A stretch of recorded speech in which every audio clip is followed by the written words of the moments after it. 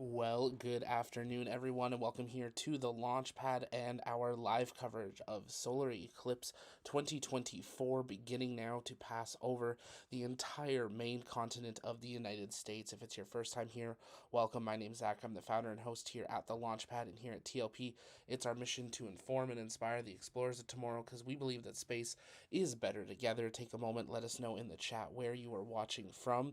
We are standing by, awaiting for the telescope feeds to be brought online, giving us a live view from across the country of today's solar eclipse. And if it's your first time here, take a moment, let us know in the chat where you are watching from. You are now looking at a live view from Kerrville, Texas, as NASA, the United States, and the Launchpad begin our live commentary coverage of the 2024 solar eclipse. If you guys have questions, you can send those in the chat by tagging us at the Launchpad, and we will work on answering those live to the best of our ability throughout today's stream. If you haven't yet, take a moment, also go and engage that like button, share out the stream, invite people to join us as we continue to monitor weather conditions across the country as the solar eclipse begins to occur across the United States. We will be listening in to NASA's live commentary coverage and their experts, but we want to see what the eclipse looks like from where you are. If you are in a place and are able to safely take a picture, take one of those photos, tag us on social media at the Launchpad or at TLPN_official, or send it to us over on the Discord, which you can get the link in the chat or the description below, and we'll see if we can bring up some of those feeds throughout today's stream. A total solar eclipse, the last one that's going to happen for the next 20 years, is preparing to occur across the United States. A reminder, do not look at the sun directly during this time unless you are in the moment of full totality. That is the only time it is safe to do so. It is actually more dangerous today to look at the sun during a partial eclipse due to just how the lighting will affect your eyes. So please do make sure you're careful. If you're out at one of the viewing events, have an incredible time. Soak this in. Some places going up to over 4.5 minutes of totality. A very long solar eclipse happening here today. Lots of people tuning in from absolutely all over the world in the chat. I see Stephanie in Canada. Viola is in Las Vegas. I see Houston, Texas. I see Portland, Oregon. I see Canada. Let us know in the chat where you're watching from, and let's listen in to NASA Mission Control as we count down to watching the solar eclipse sweep across the United States. Fun crowd here. Yeah, we've been watching the crowd build all morning, and you can really feel the excitement starting to come now. Yeah, absolutely. The watch item, of course, is the weather. Beautiful right now here in Cleveland. It's perfect right now. It's perfect, yes. We woke up to rain and it cleared, but I don't know what we're going to get this afternoon. Yeah, Sarah, you said that with a little bit of trepidation, and that's because it looks like there might be some cloud cover around the time of the total solar eclipse here, totality, but we'll see. All right, so on your screen now is the first look at the eclipse from Mazatlan, Mexico, one of the first communities the moon's shadow will darken today. Right now, you see we're seeing a partial eclipse of the sun right now, but if you look at the upper left-hand corner of your screen, we're expecting totality there in about an hour and 4 minutes. And we want to thank our team of telescope operators spread out across North America. Because of them, we will always have a view of the sun during this entire broadcast, which is really awesome. All the way from Mazatlan up to Maine. Yeah, a very large swath, and we have it covered the whole way through. Now, if you scan your QR code that you see on the screen here, it'll take you to a live stream dedicated to just those telescope views, and it'll also take you to a Spanish broadcast of today's eclipse, and that starts at 1:30 p.m. Eastern Time. And Sarah, as you know this, all of the telescopes used for this broadcast have special filters on them, and those protect the operator's equipment and also the operators themselves, because if you view the eclipse without the proper protection, then it can severely damage your eyes. Yeah, that's right. We want everyone to enjoy the eclipse today, but we want them to do it safely. Right. So how do you do that safely? Well, you should be shielding your eyes with eclipse glasses like these. Hopefully you bought them from a reputable source and that they have a special rating on them, and this rating means that the lenses meet international standards to protect your eyes from the sun's bright light. But Sarah, you can remove the glasses during totality. That's correct? right. If you're lucky to be in the path of totality, you can, for those, that short amount of time that you're in 100% totality. 99% totality doesn't cut it. Right, exactly. 100%, nothing less. Now, if you don't have Eclipse glasses, you can enjoy it indirectly with tools like pinhole projectors. And if you want to make one with us live in about 30 minutes, just grab a sturdy piece of paper or cardboard and a thumbtack or other sharp pin. I'm going to use my NASA pin for when we make it. All right, so Sarah, what are we expecting today? What is a total solar eclipse? So total solar eclipse happens when the Earth, the Moon, and the Sun are so perfectly aligned that the Moon completely blacks out our view of the Sun. And does that happen often? You know, actually, somewhere in the world, there's an eclipse about every 18 months or so, but like in any particular place, it's a pretty rare event. Yeah, I mean, specifically here in Cleveland, the last time Cleveland had a total solar eclipse, get this, 1806. Wow, that's remarkable. So quite a long time ago. Yeah. Once in a lifetime opportunity. All right, but not everyone is going to be able to see the moon completely eclipsing the sun. That's right. Only those of us in this narrow path of totality. But just about everyone in the U.S. will get to see a partial eclipse today, weather permitting. Weather permitting, yes. I hope that Cleveland here and everyone else along the path of totality will be good and clear. Okay, so let's take a look at today's path of totality. It passes through parts of Mexico, 15 U.S. states, and southeastern Canada.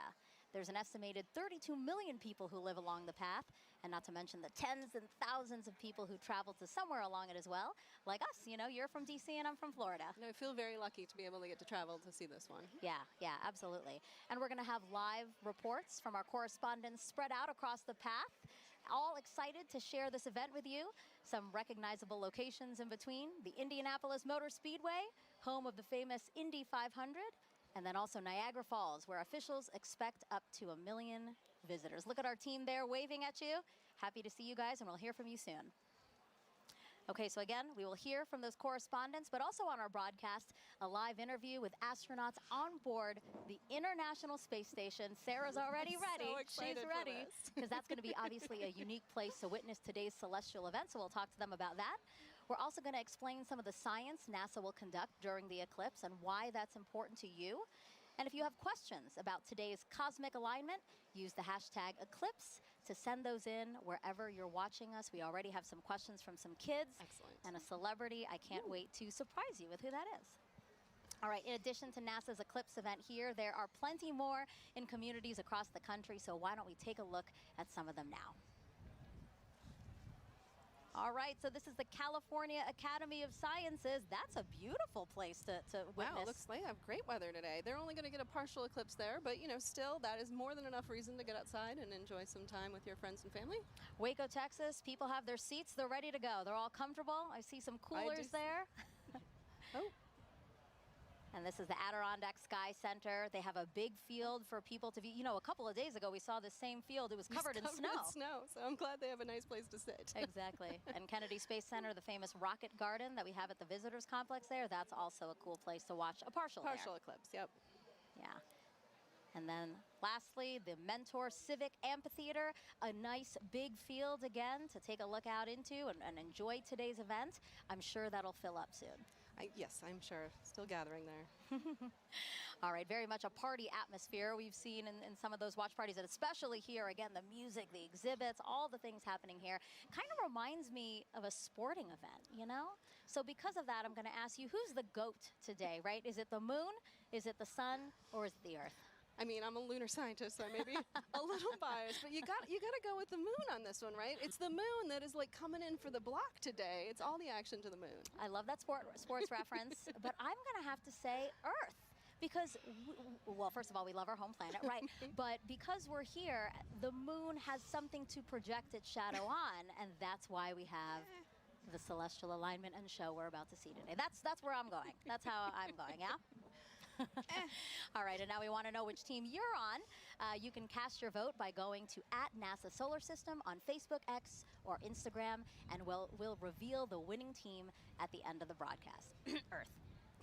The moon shadow will only be over land for about 1 hour and 28 minutes today, moving at an average speed of about 1,900 miles an hour.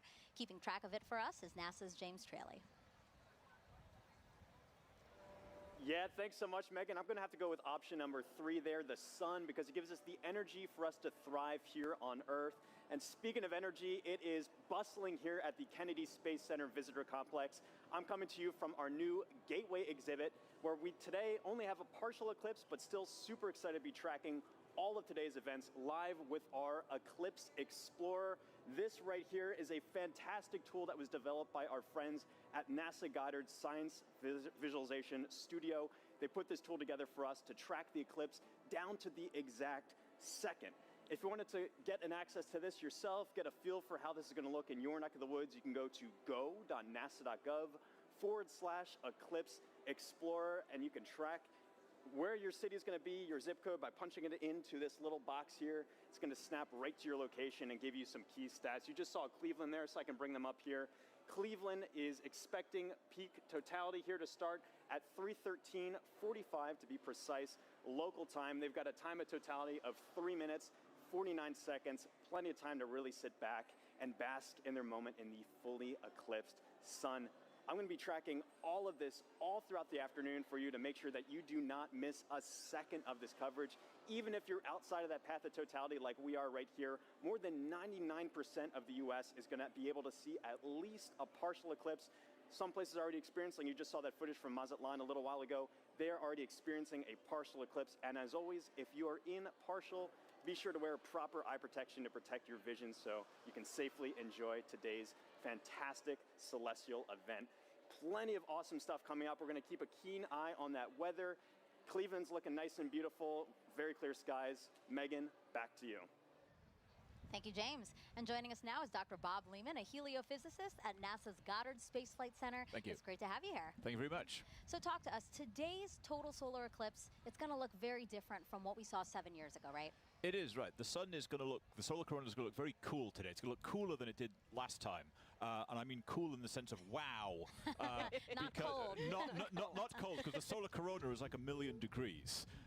But compared to last time, was close to the solar minimum, the minimum amount of magnetic activity on the sun. There's this 11-year or so cycle, and 2017 was closer to minimum, and 2024, April 2024 was pretty much close right to the maximum of that. So we're going to see the maximum amount of dynamism, of activity, and it's going to look, you'll see rays shooting out.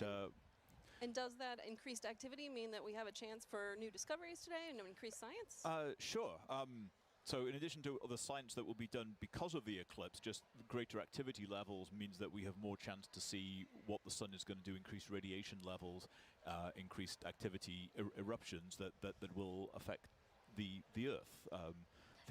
So how does that affect the Earth, and how do we study those effects? What do we have, the tools, the assets to study those effects?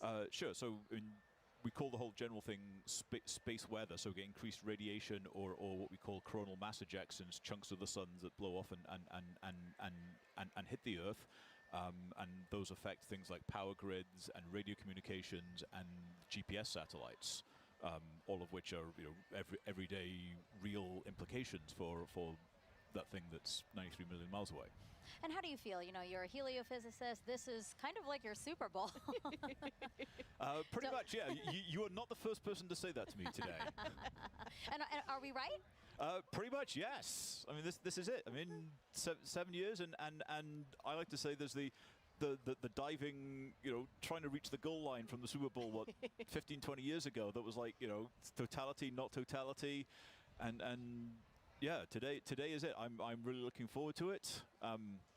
Yeah, absolutely. And we will have a whole bunch of fun here. Yeah, again, eclipses are a unique opportunity to really study the sun and how it affects us. So I know that, again, your fellow heliophysicists and really across the disciplines of science, I know that today is really special for a lot of people. It is, yes. Thank you, Bob. I really appreciate you being here. Thank you so much. All right, it's time now to check in with our first team along the path of totality. Here is Tahira Allen in Kerrville, Texas, a city so lucky it gets a solar eclipse twice in a single year. Thanks, Megan, and welcome to Kerrville, Texas. I'm Tahira Allen with NASA Communications. And I'm Gina DiBraccio, the Deputy Director of Heliophysics at NASA Goddard. We're live from the Kerrville Eclipse Festival, where tens of thousands are gathering to witness the second solar eclipse that has passed through this town in just 6 months. Now, this is incredibly rare, and people have traveled from all over the world to share in this spectacular moment right here at the crossroads of the eclipse. Now, Gina, we were lucky enough to be here last year for the annular solar eclipse. How does it feel to be back? You know, the annular was such a spectacular experience, but I'm already feeling even more energy today, and It's I'm like so double excited the crowd. to be here. It is. Yeah. No, and we have a full day of celebration in store. You know, the town really turned out for this event. This morning we heard from the mayor, and we are surrounded with food and shopping and different activities. I think I saw the Texas State Astronomy Club here yeah, we did. giving out free telescope viewings. So it's just a really, really special moment for people to come together and enjoy this celestial event. It's right to hear it. And you know, we had some cloud coverage today. It's looking to be pretty it's good, going back and though. forth. So, It's a you little know, tease, fingers but crossed. regardless of how this turns out, we have live music and dancing afterwards, so it's going to be a good day. Absolutely, and you know, I mean, this is going to be my first total solar eclipse, and so last year was incredible with the annular. Folks, if this is your first total solar eclipse, let us know in the comments wherever you're watching. We'd love to hear it. So this is also a good time to remind everyone that it is not safe to look directly at the sun without specialized eye protection for solar viewing. Now that is except during the brief phase where the moon is completely covering the sun, and that will only be for those in the path of totality. Now we have a special guest that you might recognize popping in to share some important tips to make sure you stay safe during today's events. Hi Eclipse enthusiasts, Lance Bass here, and I want to tell you how to protect those eyes and stay safe during a solar eclipse. During these celestial events, the sun, earth, and moon are in sync, creating solar eclipses. You can look directly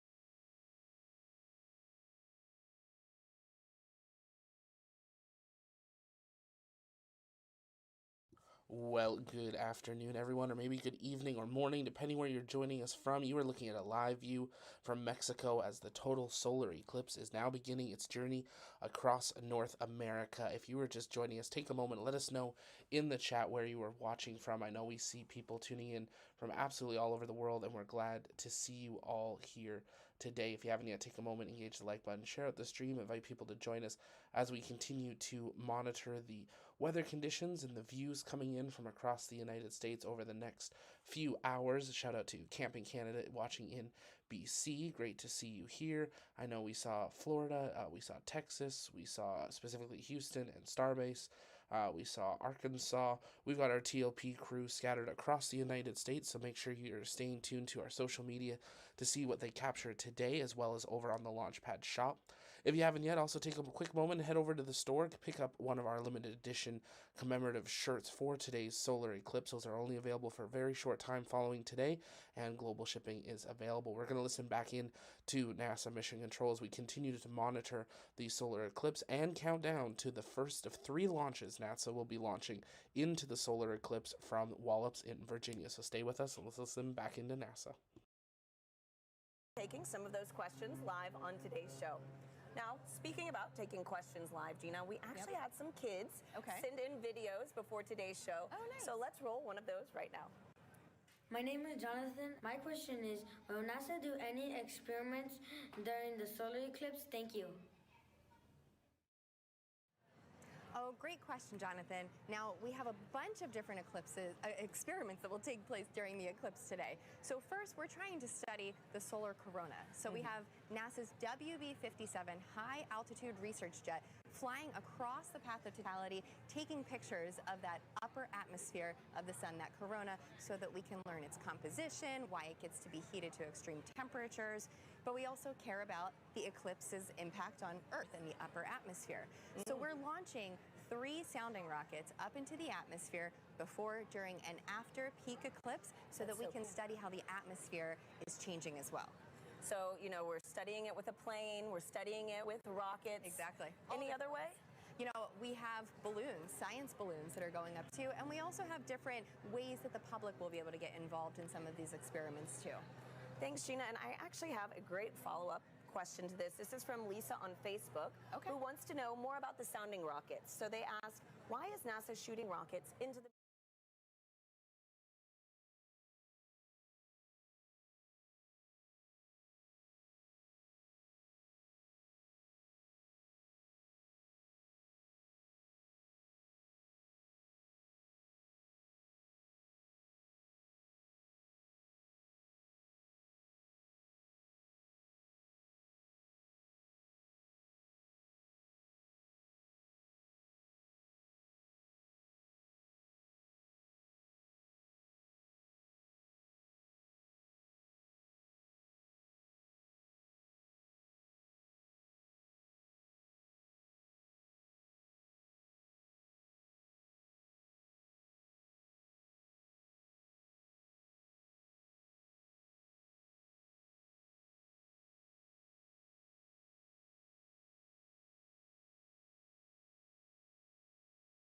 of the state of Texas.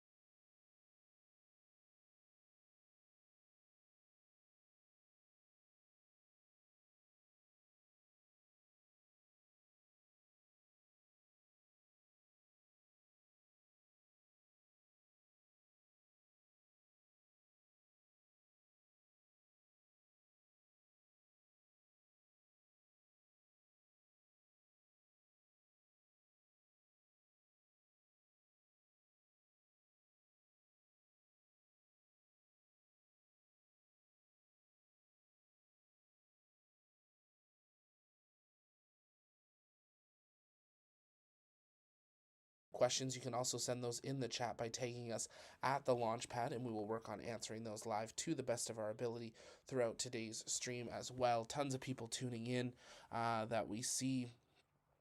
Robert is from Missouri. We got Jesse in Colorado. Laura is in Toronto. We got Yvan in Tanzania. We got Amand in Brooklyn. I see Sri Lanka, Alaska, Oklahoma bound, Indianapolis, more Toronto, Puerto Rico, Jamaica, California. Great to see you all tuning in and joining us here and watching this solar eclipse. We're going to continue. Keep sending in those questions in the chat, share the stream, and let's listen back into NASA. You're in Kerrville. Yes. Okay, so for people who want to become an amateur astronomer, what advice do you have? Where should they get started? The easiest way to get started is to look up Night Sky Network. Night Sky Network has over 400 astronomy clubs in the United States. You would just use our search function to plug in your city and find the club that's closest to you.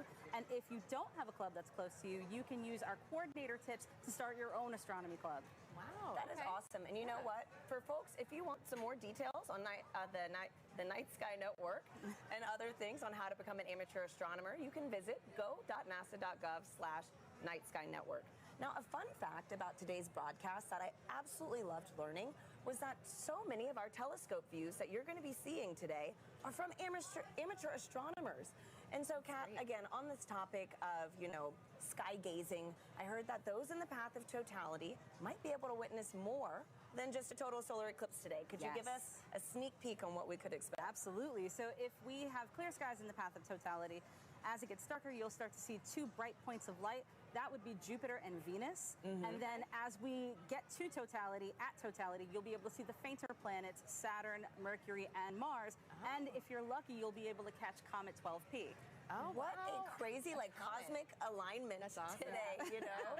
So, man. Great. So for the amateur astronomers that actually want to view today's celestial event, what tips do you have for them? So, of course, you need to have solar protection, you need to have solar-safe glasses, and you need to have solar filters for your telescopes, your binoculars, your cameras. But you can also use indirect viewing, like a pinhole projector box, or you can use a disco ball. A disco ball? Yes. Wait, how does this work? Can you, like, walk us through this? So as the sun hits the mirrors, and it'll cast a little reflection onto the surface here, you'll see little crescent shapes as the eclipse progresses. That is incredible. We need to keep that disco ball. Oh, yeah. Right? No, seriously. So, Gina, didn't you say you could also use your hands That's at one right. point? You know,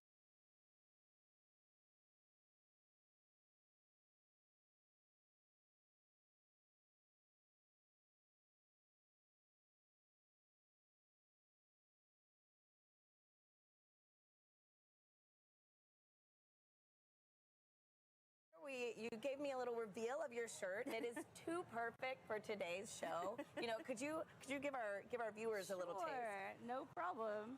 So if you know, you know. If you know, you know. Totality going on at the moment. love it. Thank you so much for being here, Kat. Thank you again Kat. for having me. Absolutely. And so now coming up soon, we're going to get our first views of the total solar eclipse as it begins in Mexico, sweeping across North America. We have correspondents all along this path who are going to bring you live into the action as it happens. First up, let's check in with Joy Ung in Dallas, Texas. Thanks to her and Gina. So welcome to the Dallas Arboretum and Botanical Garden. I'm Joy Ung, and as you can see behind me, we have a lot of people eagerly waiting for the total solar eclipse. It's so amazing to hear so many people talk about the sun and the moon, and what makes this day even special is that the eclipse gives scientists a really unique chance to do science. So to tell me more, I'm here with NASA scientist, Dr. Ashley Greeley. Thank you so much for joining us. Hi, Joy. Thanks for having me. So firstly, how are you feeling about today? I'm feeling really excited. The skies are starting to clear out, and it looks like we might get a pretty good show. Fingers crossed. So earlier in the show, we learned that today's eclipse will look quite different from the 2017 eclipse. We're going to see more structures in the sun's outer atmosphere. So Ashley, can you tell me, why is that different? Why is the sun going to look different, and why is it changing?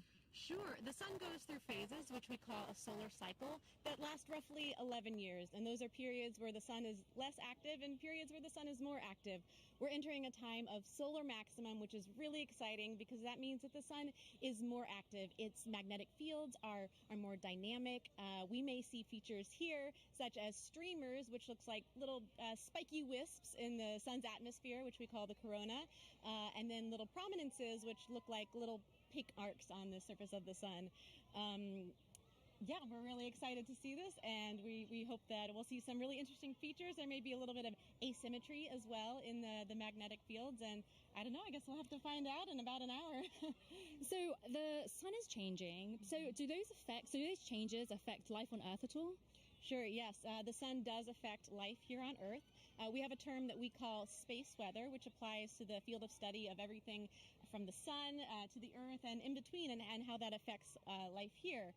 We are fortunate that on Earth we are protected from things coming from the sun by our magnetic fields, which shield us from those explosions that come from the surface of the sun that we talked about. Those can result in really fun occurrences, such as the aurora. There can be some negative side effects, but those are mostly limited to things that are outside our magnetic fields.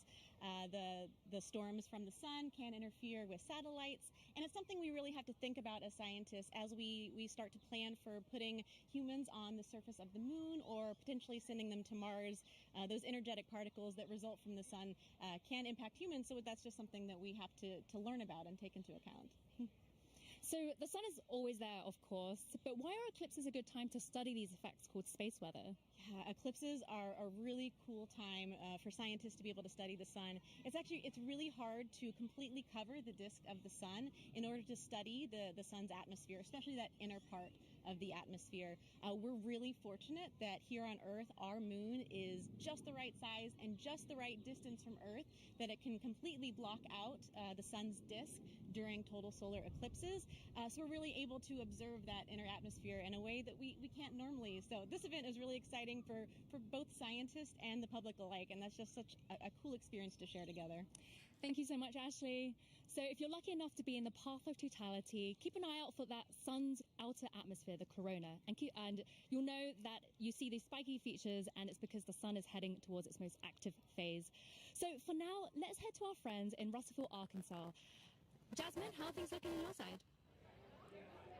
Joy, things are looking absolutely fabulous in a very sunny downtown Russellville, Arkansas.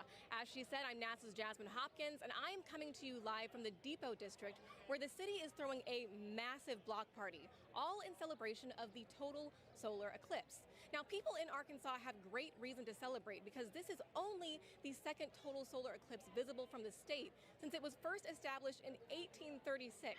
And the next one visible from here won't happen for another 2 decades. So people around me are gearing up for what feels like a once-in-a-lifetime opportunity. Now, it's not just the residents of Russellville that are excited. On average, the city has about 29,000 residents, but for the past 8 months, they've been preparing to receive upwards of 100,000 tourists right here in the city. Now, of course, NASA has been a big part of that preparation. So to show you what we've been doing to help, I have a video here to show you. So we have been talking to the next generation of space explorers right here in Arkansas. We started off at Arkansas Technical University, and then we moved on to Russellville City Schools, where we spoke to hundreds of students all the way from 8th grade to 12th grade about this total solar eclipse. We had NASA's Marshall Space Flight Center, the Arkansas Air National Guard, the U.S. Space and Rocket Center, and even the Paris Observatory joining us all the way from France. Now, during that moment of totality, Arkansas will experience from 94 to 100% obscurity from the sun, and we'll have 4 minutes and 12 seconds to really soak in that fantastic cosmic event. Now, until over the falls at every 60 seconds. It's tremendous, the flow here. It interacts with the air, it hits the rocks, and it also, it flows up a mist column that is omnipresent. This is always here. So one of the things that eclipse watchers want to see is, how does it interact with the light? Will we have a pink rainbow because only prominences from the sun will be seen and they're pink? We'll have to see about that. One thing we do need is a little bit better cloud clearing around here, because we do have some cloud cover. But that's okay. People who have gathered here are excited and they're hopeful that it will clear. Who's here? Well, I want to show you our camera from about 500 feet away. Look at all my friendly eclipse watchers. Are you guys ready for an eclipse? Yeah! Well, I love the energy. We could use this energy to blow the clouds out of here. As our camera backs out, you're looking at Terrapin Point, and this is the lawn here. It's roughly the size of a football field, and everybody who's here, a lot of people came in at 6 a.m. this morning. They currently cut off the park from anybody from coming further into Goat Island here. So this is the max capacity that we're at right now. It's that popular.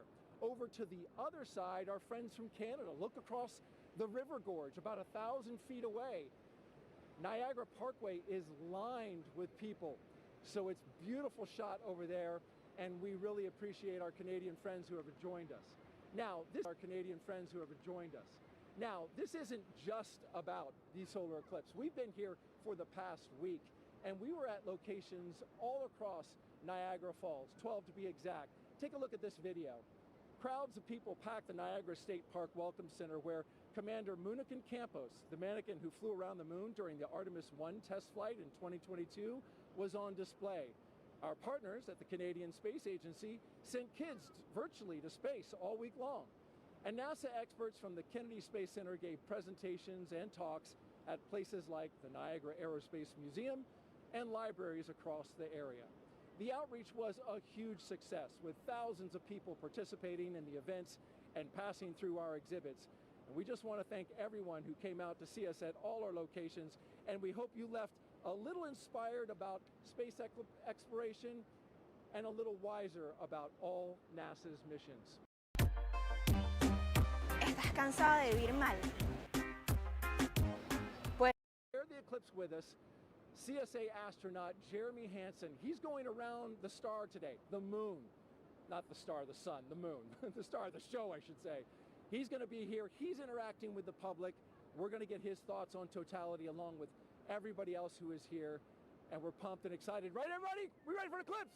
You can hear the excitement. All right, now I'm going to send it 800 miles to the northeast to my colleague Angelique Herring, who is in Holton, Maine, where I hear you have some pretty good weather. Hello, Daryl, and welcome everybody to Maine. That's right, we do have some great weather. We are here in Maine, and actually we're about 3 miles away from the Canadian border and also about the last stop on I-95 North. So we're the northmost spot for today's Eclipse broadcast, at least in the United States. And so hello from way up north.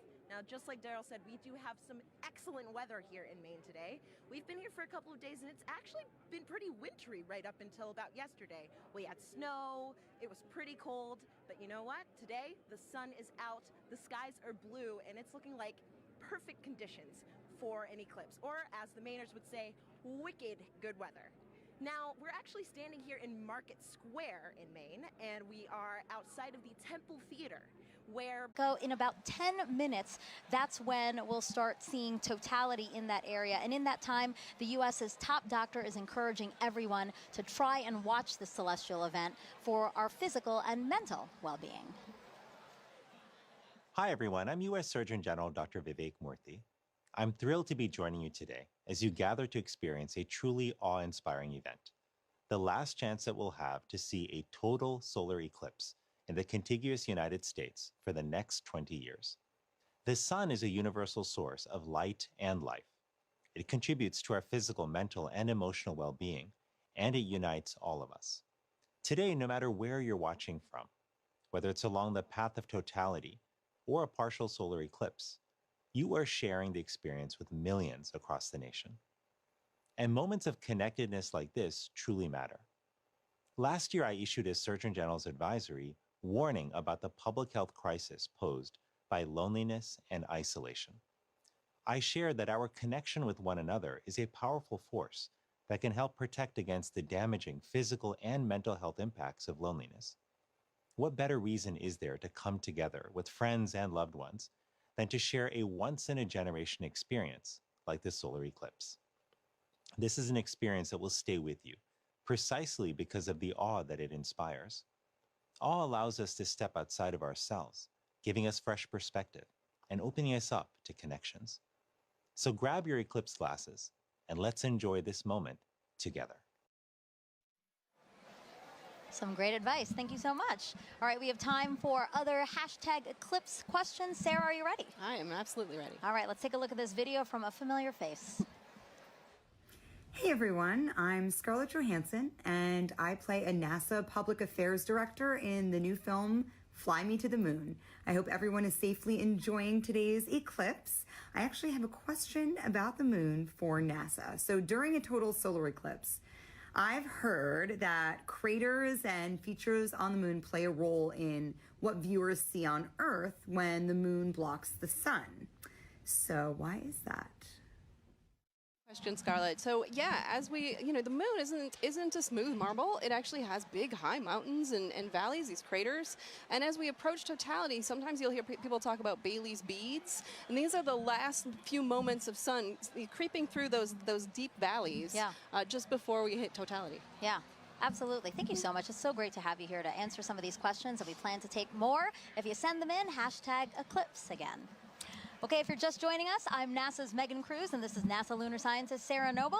And as you can see, you are watching the official NASA broadcast for today's total solar eclipse. And we are in the heart of downtown Cleveland, where NASA is celebrating this celestial alignment. Take a look at our shot from the air. That is how many people who are just here at the Great Lakes Science Center alone. So many more spread out throughout Cleveland, because again, the last time this city had a total solar eclipse was 1806. But again, just down the road, we have the only NASA center in the path of totality.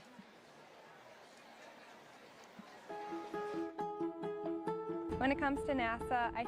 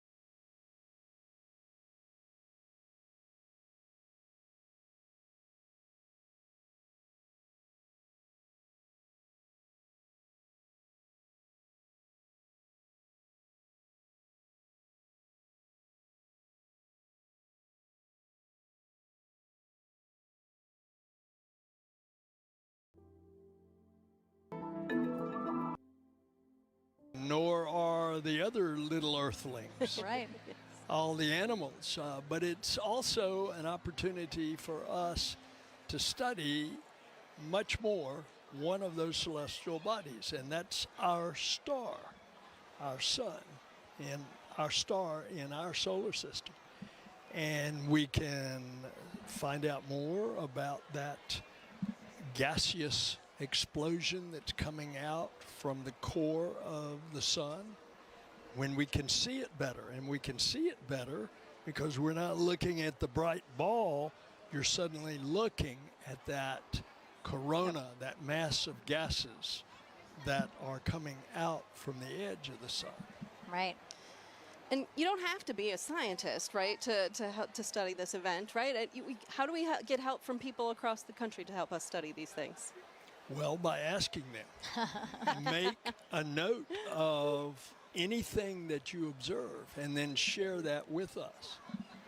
All right, an administrator, you know, we have to take precautions when viewing a solar eclipse. Remind everyone what we should be doing today. Okay, you've got some glasses. That's right. That's right. The glasses are all ready. Absolutely essential. You want to put these on as it is starting to have that moon move in front of the sun, and we don't want you to damage your eyes. Right. Yep. And it's incredible. You put these glasses on in the normal sun of the day, you can't see a thing. Can't see a thing. But when you look at the sun, you will be protected. Administrator, thank you so much. We really appreciate your time here. And now we're going to head it back over to James at the Eclipse board. Whew, yeah, the countdown is on. Just a few moments left until the eclipse makes landfall in Mazatlan, Mexico. Right here, you can see where that eclipse totality shadow is right here. It's going to continue moving very rapidly onwards to Torreon, where we also have a live feed covering all of this event. Super excited for that big moment. And let me actually just go to our moon board here, and we can play through this at 60 times speed. I'll zoom in a little bit here. And Scarlett Johansson had a question a bit earlier about the kind of rippling effect that we see of the eclipse shadow. When you first see this right here, at first glance, you might think it's low resolution or lacking some kind of... ¿Estás cansado de vivir mal? Pues muévelo. ¿Estás angustiado porque no tienes oportunidades? Pues muévelo. Muévelo. Muévelo. Hermano, la vida no es un taxi. Aquí nadie te lleva a ningún lado. Tú tienes que escoger tu destino y moverlo para llegar a donde quieres ir. Y entonces te quejas, insultas y dices que todo está mal, pero no eres capaz de moverte. Also have rockets on the other side of the country being launched to again study that. Oh, look at that! That's the diamond ring. That's right. We're not there, but I feel the energy just watching it. Yeah, so this is because of the craters and the peaks and valleys of the moon, we're seeing the last bits that are just getting through, and now we're getting to totality. This is great. So you're starting to see those pink fingers out there kind of sticking out. Wow. So again, totality here in Mazatlan, Mexico, the first community in North America to experience the moon completely eclipsing the sun. And if you are in Mazatlan right now, it is now safe to remove your eclipse glasses for the next 4 minutes. And you mentioned some of those pink filaments that we're seeing, right? Can you talk us a little bit through that, Kelly? Yeah, so those pink filaments, because they're helium rich, that's why they're appearing pink and they're hanging out there. Those could be the start of space weather. So there are lots of tons of material, billions of tons of material that could possibly be one of those explosions for space weather. The reasons why we really study the sun and try to understand how to live with the sun. Well, can you explain why space weather is important to us here on Earth? Definitely. So it's not just satellites that are interested in space weather. It's also our power grids because of those. And if you are just joining us, welcome here to the launch pad and our continuing live coverage of the total solar eclipse now spreading across North America. You are looking at a live view from Mexico where we are having the first views of totality now occurring with the moon completely covering the surface of the sun. An incredible view if you're down there in that region. This is the only time it is safe to take off your glasses and look directly. You can now see in the bottom right corner flares emitting from the sun, and at the top some incredible views. If you're just joining us, welcome here to the launch pad in our live total solar eclipse coverage. Make sure you engage that subscribe button if you're a space fan so you never miss another live launch coverage, exclusive one-on-one interview, lunar landing, and more. We bring it all to you here because here at the launch pad, it's our mission to inform and inspire the explorers of tomorrow, because we believe that space is better together. We want to see your guys' watch parties. Send those to us. Contact at tlpnetwork.com for a chance to be featured later on in the stream or on social media, tlpn_official. We're continuing to monitor this. We are going to pull up the NASA feed here briefly again, as they have an incredible view from the WB-57 aircraft currently flying right now in totality as well. Now, this is the first totality we are seeing, but this is going to be going on for the next few hours, so we hope that you will stay with us as we have live telescope views coming in from NASA and our team across the country as we witness the final total solar eclipse to pass over North America for the next 20 years. You can see it starting to get a bit brighter on the right side as the moon is preparing to allow the sun to reemerge, restoring light to the region. If you haven't yet, take a moment, engage the like button, share out the stream, let us know in the chat where you're watching from, and let's listen back into NASA Mission Control as we take in these incredible views of the beginning of today's total solar eclipse.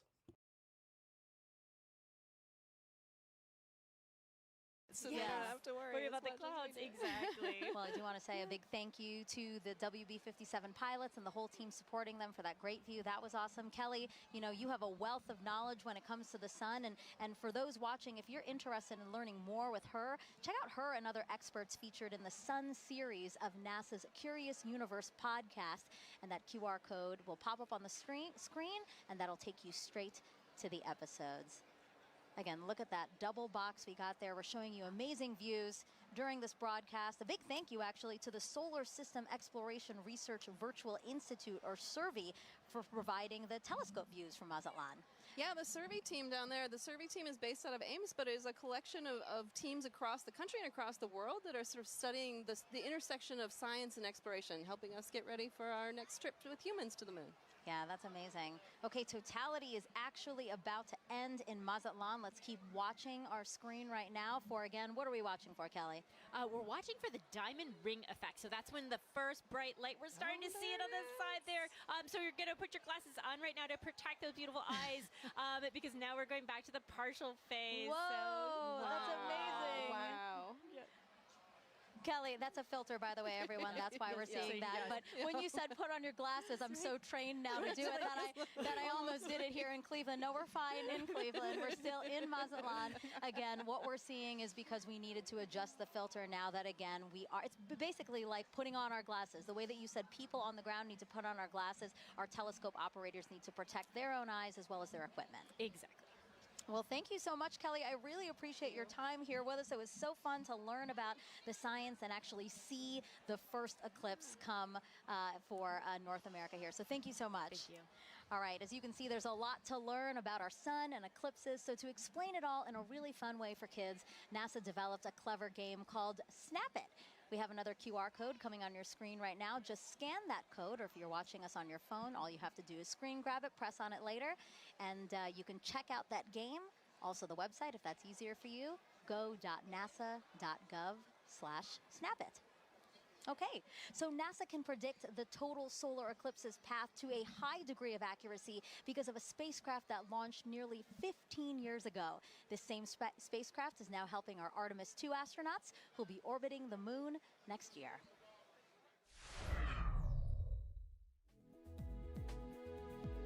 NASA's next step in establishing a long-term presence on the moon is sending 4 astronauts to fly around it with the Artemis 2 mission. Part of the crew's training has been to study images from NASA's Lunar Reconnaissance Orbiter, or LRO. The spacecraft launched in 2009 and continues to use 7... And if you're just joining us, welcome here to the launch pad. We are seeing the sun start to emerge, and we are waiting for another moment of totality now in Toronto, Mexico. As we have said, stay with us over the course of the next 3+ hours as we watch totality sweep across the nation. Remember to keep sending us those photos on social media of your watch parties. You can send those at contact@tlpnetwork.com for a chance to get featured later on. We are also counting down to the first of 3 launches with NASA as they launch 3 Black Brant rockets into the solar eclipse to study. Toronto, Mexico, you are almost in totality, so I'm going to be quiet and we will take in the sights and sounds of these incredible views of the total solar eclipse now beginning to sweep across North America. Stay with us right here on the launch pad. What looks like an arc of solar diamonds around the moon as sunlight peeks through lunar features like craters. That's a look at your Artemis Moon Minute. All right, joining us on the host desk now is a familiar face here. Oh, actually, sorry, Snoopy. Oh, I just revealed that it's Snoopy. Well, I just want to wave real quick to the crowd here at the Great Lakes Science Center, just outside of our host desk, waving at us, waving at the I'm waving back at them like they can see me. But I did just spoil the surprise. We do have Snoopy here, our Chief Safety Officer here at NASA, and he's here to tell us how to safely watch the eclipse. So, Snoopy, if we were to watch the eclipse today before totality, what should we do? That's right. You should have your glasses on. That's right. Well, and what about during totality, Snoopy? Can we take them off then? Yeah, let me help you out here. Oh, Snoopy, there I can see your shining bright eyes. I love Snoopy. He's so funny. Now, Snoopy, I have to ask you a question, okay? So today we've been polling everybody, asking for the total solar eclipse today, who is the big star of the show, right? Is it the Earth? Is it the Earth? Is it the moon? Is it the sun? Okay, but you have to pick one. You have to pick one. You have to pick one. You don't want to pick one? All of them. All of them are great? That's right. Snoopy, thank you so much. I know you're super excited to see the total solar eclipse today. We're glad to have you here. Bye. All right, now let's head back over to Tahira in Kerrville, Texas. All right, thanks, Megan. I mean, what an incredible view from Mazatlan, Mexico. That was amazing. And folks, as you can see in your screen right now, we are less than 1 minute away from the eclipse crossing over Torreon, Mexico. Gina, how fast is this moon shadow moving right now? I mean, it's flying. It's going about 1,900 miles per hour as we're chasing it across the U.S. That is incredible. And so, you know, in Mazatlan, we were able to see the diamond ring effect. That's right. It was beautiful. Beads. So hopefully we'll be able to see that in Torreon right now. Yeah, we're watching that live feed. Yes, just to see this sliver crossing over the moon. That's right. We're getting so close there. Hopefully we'll see that diamond ring too. Wow. Look at this. And so we're about 10 seconds away. Here we go. Let's take it in. Wow. What a spectacular. Going into totality. Wow. There you have it. We are in. Yep, that diamond ring came through, and we see a little bit of those Bailey beads too as we're looking at it. Those kind of the lights trickling through around the surface of the moon, coming through the peaks and valleys. So what are we viewing on the left-hand side? This almost pink color effect. Right, and so as we just heard from the last totality, you know, these pink fingers are popping out a little bit, and those are those solar prominences. They're appearing pink because of the helium rich, but we can see it. Let's focus on the corona here, that glow that we're getting, and we can see basically these streams that are coming out, a lot of that energy and brightness that we do not have the ability to see on a day-to-day basis. So with this total eclipse, we're able to see that corona nice and bright coming through in Torreon. That is just a magical view. Oh my goodness, It is. Gina, okay, and so we've got so many questions coming in online right now from viewers watching this. Our first one is going to be from Justin, who wants to know, you know, right now we are seeing a pretty clear and spectacular view of a total solar eclipse. Yes. But Justin wants to know, what will it look like if it's clouded over? Right, so the view that we're getting right now, you won't be able to see that if it's clouded over, but you will have effects going on, right? You'll get a change in the temperature, so the temperature will drop. It'll still get darker as It's well. already getting dark here in Kerrville. I mean, we have some cloud coverage, right? And we're feeling a little extra wind. It's noticeably darker despite the clouds that we have, so you'll get some of those environmental effects, even if it's cloudy where you are. And so a great follow-up, you know, we've got Halloween Ghoul on YouTube who wants to know, again, will the temperature change during totality, which I know you mentioned that it will get a little bit cooler. Yes. But do you know about how many degrees we can expect? Yeah, you know, it depends on the location, the humidity, multiple factors, but it can change by about 10 degrees or so, depending where you are, maybe even a little bit more than that. And, you know, we're feeling a little chilly kind of where we're sitting compared to what it was earlier. And, I mean, I'm just staring at this view of totality that we have in Torreon. So we're about halfway through totality right now in Torreon, Mexico. And again, I know folks said that this is almost double totality than 2017, right? That's right, that's right. And so in 2017, we had a little more than 2 minutes. So we're lucky enough this time that we have over 4 minutes in some places too. This is so beautiful. And so our next question from Sibel on Instagram wants to know, why is the sun more active right now? So the sun is more active because we have an 11-year solar cycle. The sun goes from solar maximum to solar minimum, where it's changing its level of activity. Oh, and as you're seeing the screen, yeah, so I see in that the bottom right there, we can see that prominence extending out. And as we heard earlier in Mazatlan, you know, that is potentially the beginning of space weather activity. So we're talking about solar maximum. If there's a time to see any of that space weather activity during the total solar eclipse, this is the time to do it. So let's watch that as we go through totality in our other locations too, and maybe we'll be lucky to see some of these features change for us. That is so beautiful. It is. And so Gina, too, you know, how we're in a higher cycle, solar cycle right now. How many years, you know, is that fluctuation? Right. The solar cycle goes on for 11 years when it peaks in activity, and that's where we are, where the latest predictions are that we will reach that maximum sometime this year, and then it'll decrease in activity going back down to solar minimum. And so, Gina, I've got time for one more quick question from Christopher on X, who wants to know which other planets have the best eclipses.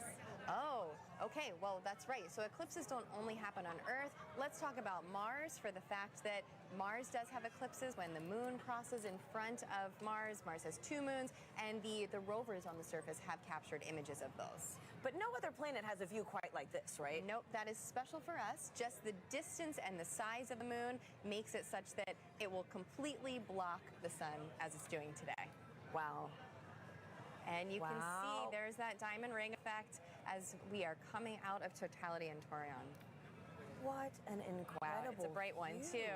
Look at that. That is a bright one. So is this what, a Bailey's bead, or? So that's going to be that diamond ring, just how bright it is. Bailey beads are a little bit smaller as they kind of bubble over the surface, but folks who are in that location should have those safety viewing glasses back on so that they can now view the partial eclipse that they are experiencing. Well, that is fantastic. And you know, the next time we see this eclipse, it's going to be right here in Kerrville, Texas.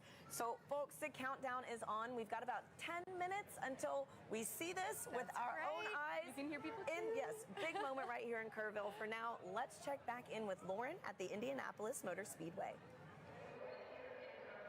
Thanks to Hira. We are getting close to eclipse ourselves, but for now, we have a very special guest, NASA's very own Pam Melroy, Deputy Administrator and former astronaut. Pam, it's good to see you. Oh, it's great to be here. I'm so excited. It's very exciting. So what's it like being in Indianapolis for an exciting event like this?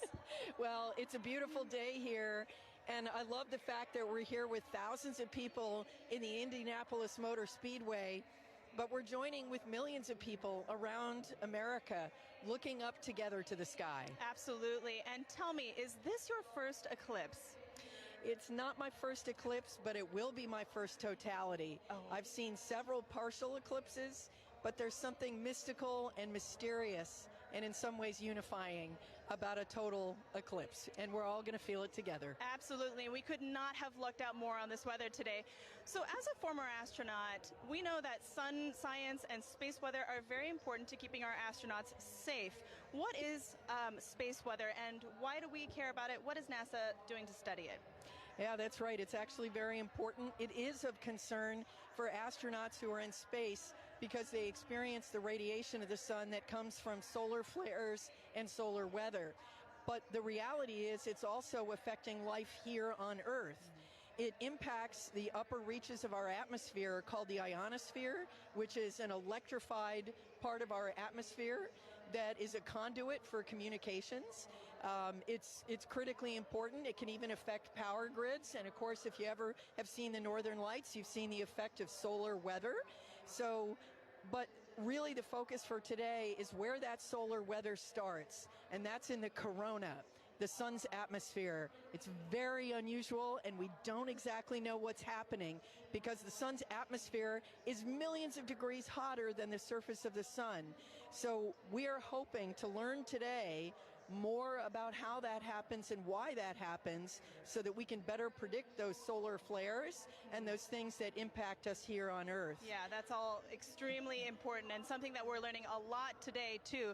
Pam, thank you very much for joining us today. Thank you. As we've learned, solar eclipses are very important to learn for many, many reasons. We have radio telescope operators who are studying the eclipse today for this very reason. Let's take a look at that work. When the moon blocks the sun during a solar eclipse, there is a noticeable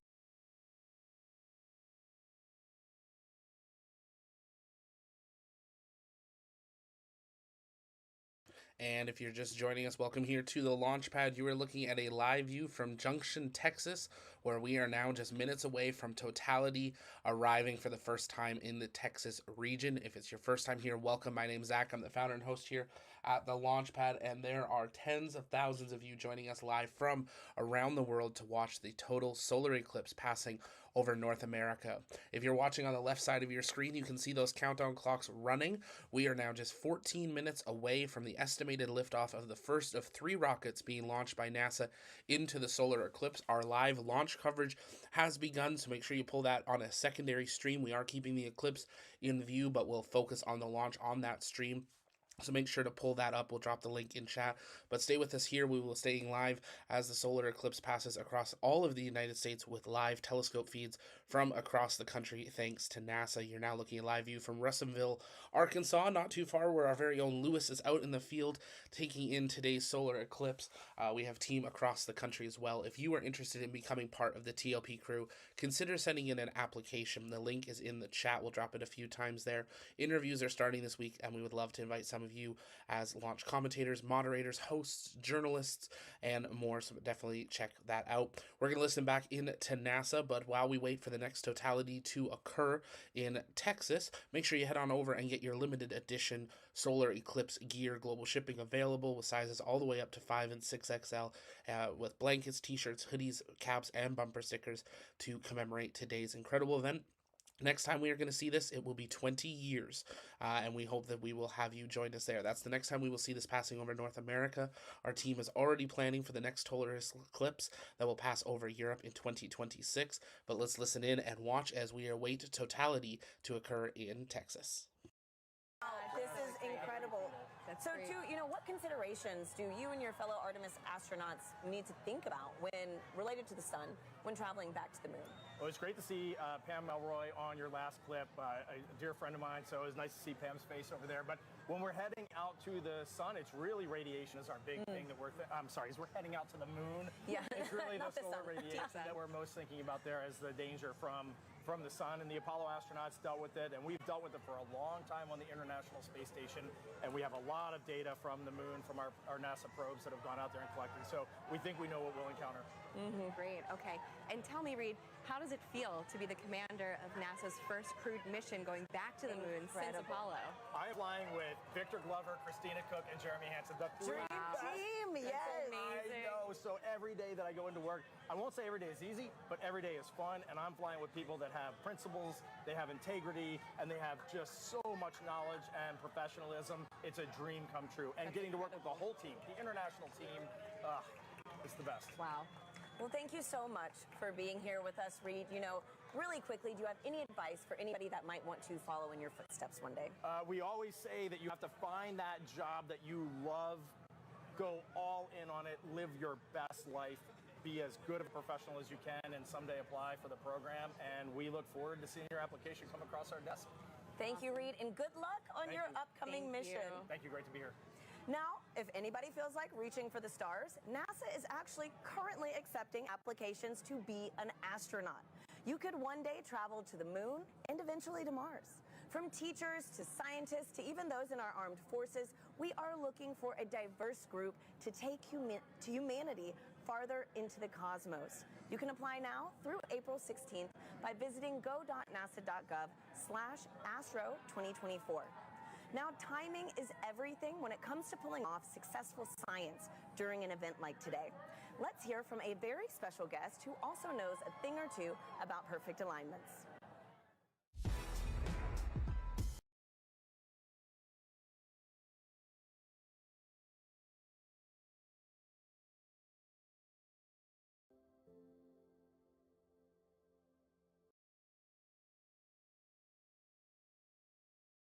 And if you're just joining us, welcome here. We are now counting down just about 10 minutes and counting till the estimated time of the first launch from Wallops, Virginia. Join us over on our live launch stream to see that live view of the launch site as we continue to count down to the estimated launch time here. We'll drop the link in the chat for that. The first of 3 missions being launched today from the Wallops Test Flight Facility.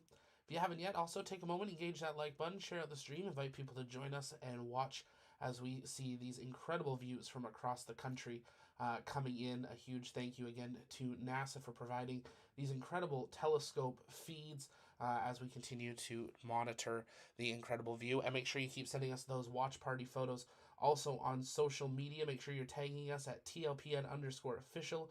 We're going to be bringing some of those on air a little later today. So make sure you stay tuned for those as well.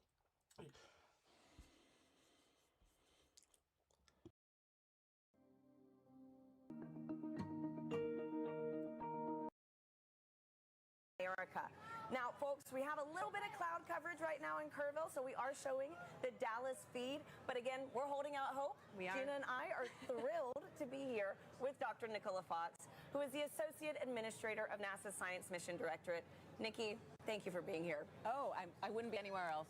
Thanks for being here, Nikki. So tell us how the science conducted today will really impact the future of exploration at NASA Science. Oh, wow, there's so much that we're going to be doing today. We're going to be studying the sun. We're going to be studying the Earth's atmosphere and how that changes. You can see it getting dark here. And, you know, we've got these little magnetometers. They're going to be all across. We have 30 of them all the way across. I'm going to hold it up. Very nice. Love magnetometers. Magnetometers, and we're gonna be having these all the way across the path of totality. And it sounds like we should get up. All right, let's go. Let's go. Oh my goodness. Less than a minute. Oh my goodness. Wow. Okay. All right, glasses on, Nikki? Yes? Yeah, or glasses no? on, but we're about to get. Yeah. There's some cloud there's coverage. some cloud coverage. It's trying to peek It out. is trying. It is trying. It is trying. It is Windy getting for dark sure. here. The wind's picked up. You could actually see the birds started flying in a very weird pattern a minute ago. Good point. Come on, clouds. Everyone's wow. screaming. Yes. You know, I might have to switch to Team Sun. Come on. Oh my goodness. We're there. We're nearly there. Okay. Here we go. Wow, the crowd is counting down. Yes.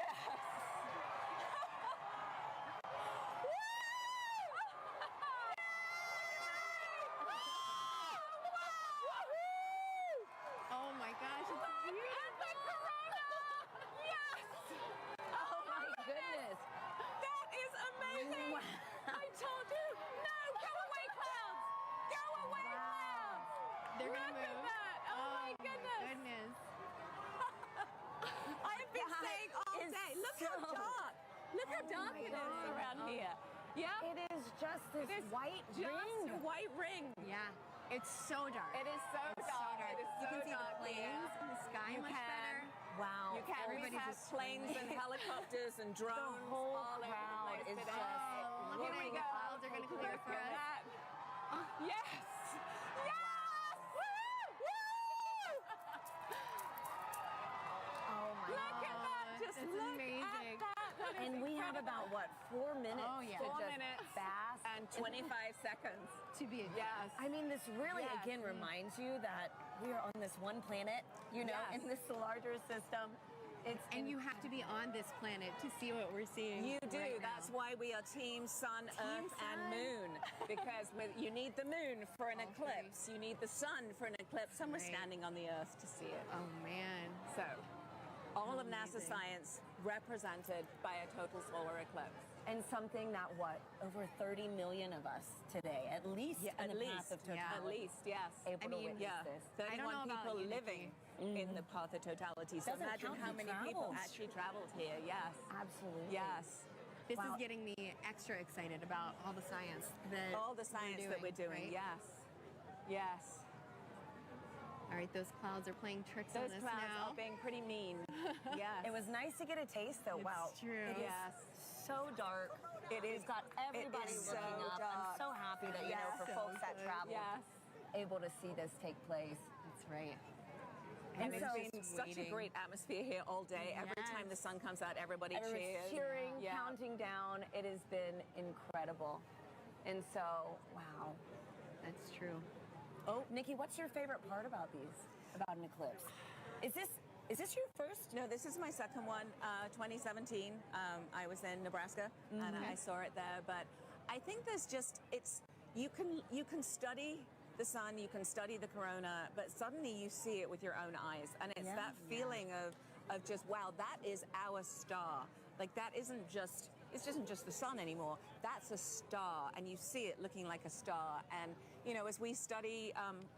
As we look for exoplanets in other galaxies that might be able to support life, you know, we need to understand our relationship here on this planet with that star.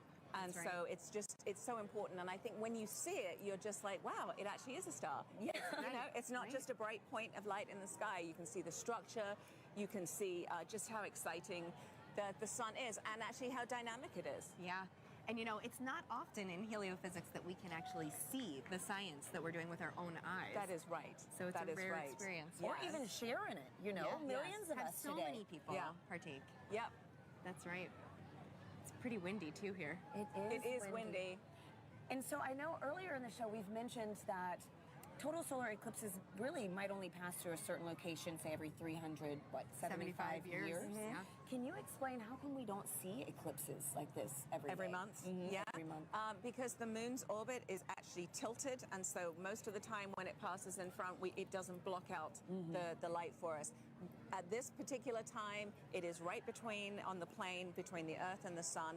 It is actually at its closest point to the Earth, and so in the plane of the sky, the moon is exactly the same size as the sun, and that is very unique. That is so special, too. Yes. I mean, like, what are the odds? It's the 400s, right? It's Yes. The distance between the Earth and the Moon is 400 times closer than Yes. the Earth and the Sun, and the size is 400 times smaller as well. So it just blocks it perfectly. Yep. It does, and right now the clouds are blocking it perfectly. Hey, but we got a taste of it, which We was did. very nice, and we are We chasing did. this eclipse across North America We today. are. So excited Yeah, to we see it are. from these I other think it wants to locations, come too. out again. I don't know. do These clouds too. are thinning. Yeah, the clouds. You can hear the shift in. crowds cheering. The crowd's getting excited. We're hopeful. Yeah. Channeling all that good energy. This crowd has been great all day. Oh, yes. All day. Which is It's the crazy closest to believe, you, too, that it looking was our so left dark on the and it's left like midday.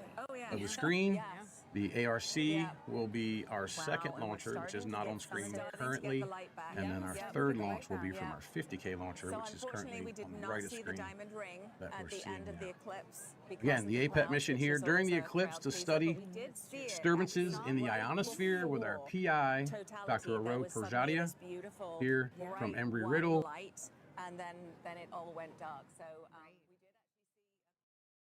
And if you're just joining us, welcome here to the launch pad. In the bottom left corner of your screen is a live view from Wallops Flight Center in Virginia, where NASA is preparing to launch the first of three rockets, Black Brant rockets, into the solar eclipse. We are at T-minus 90 seconds and counting, waiting for that imminent launch. If you want to see that view on a bigger screen, head on over to our Eclipse launch stream. We'll drop that link in the chat, and we'll listen back into NASA for the rest of the solar eclipse commentary. Stay with us. can sort of explode and then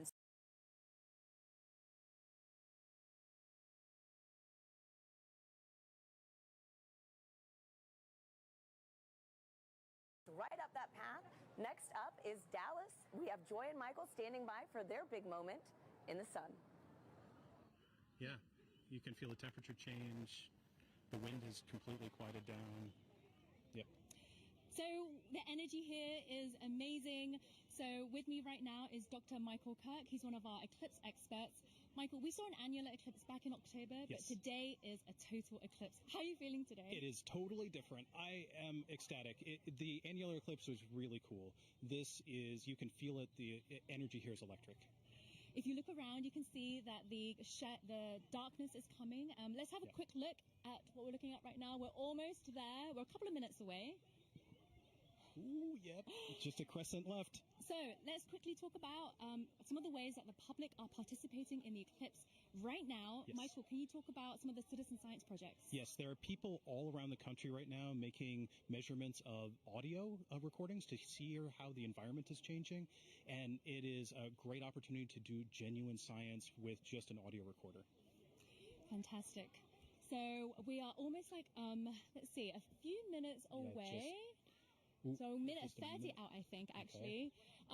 So let's have a look at the eclipse. Michael, what should we expect to see moments before totality? Okay, so as we approach totality, you're going to see that crescent sun slowly drift away, and then you're going to see the Bailey's beads, where there are these bright points of light that are last bits of sunlight cascading through the moon valleys, and then right before totality, you'll see a diamond ring, that last single point of light, and then we'll be in totality. We just have a thumbnail of sun left. We are closing in on totality here. Wow, we see a slither of the sun left. Remember, you can only take your safety glasses off when the moon has completely covered the sun, and in Dallas, Texas, we are seconds away. Oh my goodness, I can feel my heart racing. You can hear the crowd getting excited. The birds are chirping, and they seem like they're going into their nighttime routines. Wow.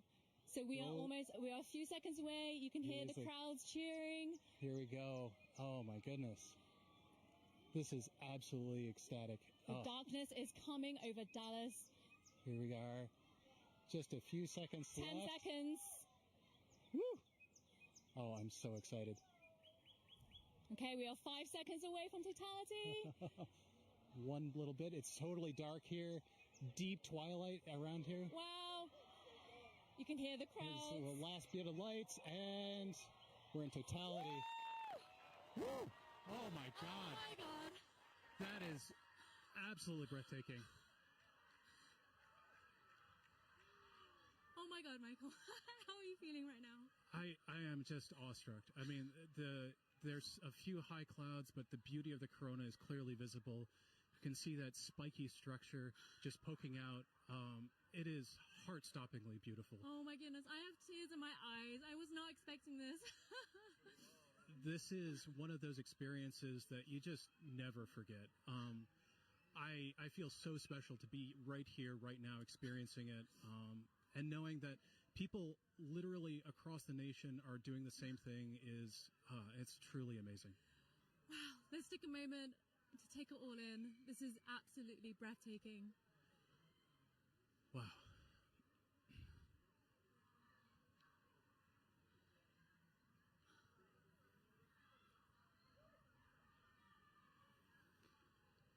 You can see that spiky structure of the corona. That's indicative of our approach to solar maximum. That asymmetrical nature of the corona happens when we're in solar maximum. That's going to be happening in about a few months from now. So that means that this view of the corona will never happen again, ever. This is a completely unique view that even if you see a million solar eclipses, you'll never quite see one like this. So, Michael, you study the sun. What is it like to see the corona that you don't normally see? I mean, there are no words. I spend my life studying this thing, and to be able to see it and feel it it's just tremendous. You can see a prominence in the chromosphere, the middle atmosphere of the sun is a pink spot, and that pink loop is what I spent 5 years doing a dissertation on. that one little pink loop, and it makes it all feel like it's in perspective now. I can't believe how clearly I can see those pink loops and the structures in the corona. We can see a few planets out as well. They're brightly shining in the sky, and actually there's a plane racing across the shadow as we speak as well. And I just want to take a moment to say huge thanks to our telescope operator, Vanessa Thomas, for providing these views. This is just so stunning. People are applauding here, as you can hear. I mean, I think everyone here is getting exactly what they came for, which is just that sense of your place in the universe. This is our closest star, and being able to see the star like this is truly special. Okay, we have 1 minute left of totality. Oh, the time just passes way too quickly. The next eclipse won't happen across the US for another 20 years, so this really is a once-in-a-lifetime opportunity for a lot of people. Absolutely.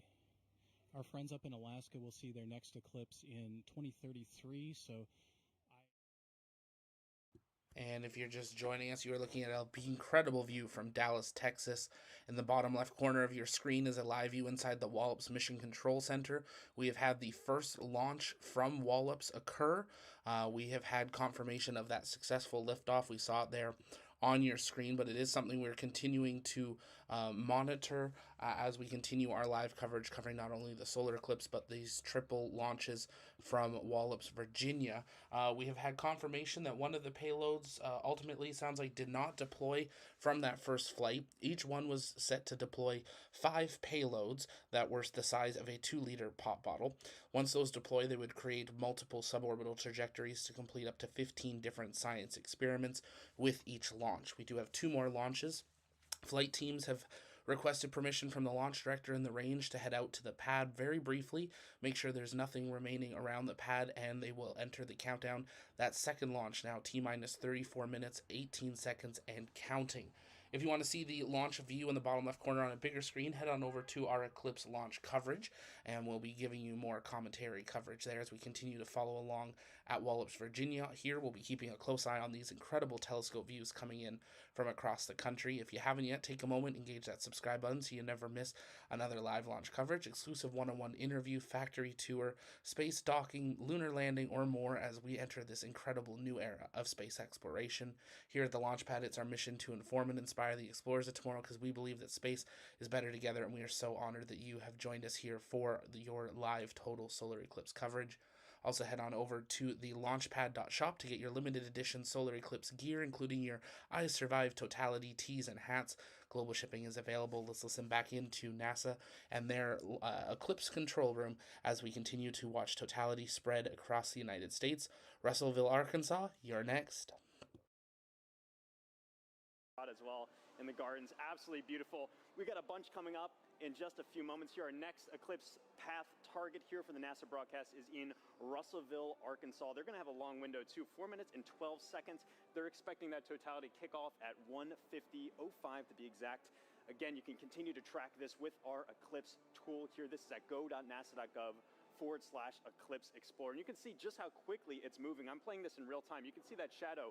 It's already moving very quickly to the northeast. And the fun isn't just for our friends on the path of totality, and there are a lot of people on that path of totality. About 31 million people reside somewhere on that path of totality. But there's a lot of people obviously outside of that path as well too. If I put on this overlay here for the percent coverage, a lot of folks, us included here in Florida, are experiencing that partial eclipse. As always, if you are in a partial eclipse, be sure to be wearing those eclipse glasses to protect your eyesight as you're viewing it. But you can see these bands here are greater than 75% view. So say you're watching up in, I don't know, Milwaukee here, for example. You've got a great view, almost 100% coverage. You're not quite at totality.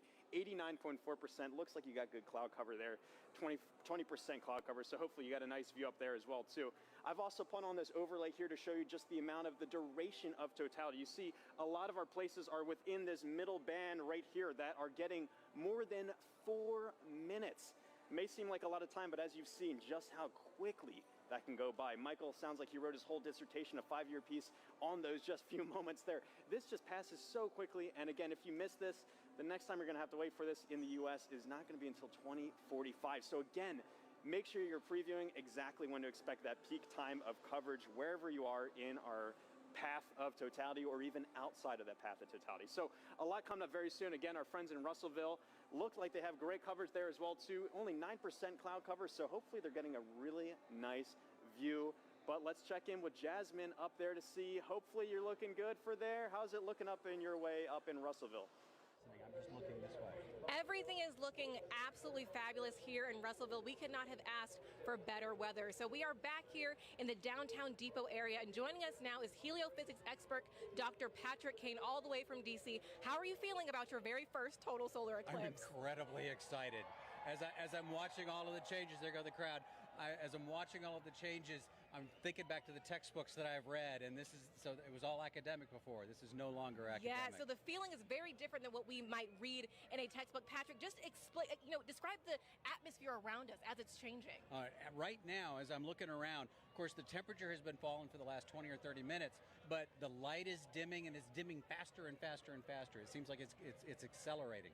The crowd is definitely getting excited. I'm looking around the ground to see if I see the shadow snakes. I don't, but this is just really exciting. It really is. Honestly, like you said, we're feeling that cooler weather. Yeah. The crowd behind us just erupted. We're also feeling them fall a little bit quieter, too. Right. So we're going to take a beat of silence as we get into totality. I think we're less than about 15 seconds away. So we're going to also look over our shoulder with our solar eclipse glasses still on until we are in totality. Here we go. Just a sliver of the sun left. Getting close. Crowd's getting excited. The crowd, all around us, completely electric.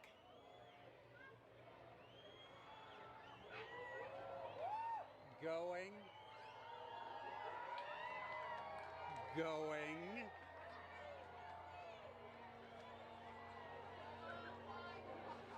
Wow. Oh my goodness. Here we are. Here we go. And the crowd goes wild. Oh my God. Wow. We got some Bailey's beads. Oh, absolutely stunning. That is spectacular. We see Venus over to the side there. And Patrick, it came and went so quickly, but we did see a diamond ring at the very beginning there. Can you describe to us what is that? Sure, that diamond ring effect is due to the moon not being perfectly smooth. It's got mountains, it's got valleys. So just like here on Earth, when we see a sunrise or a sunset through a valley, we just watched a sunset through a valley on the moon. Absolutely stunning. Oh my.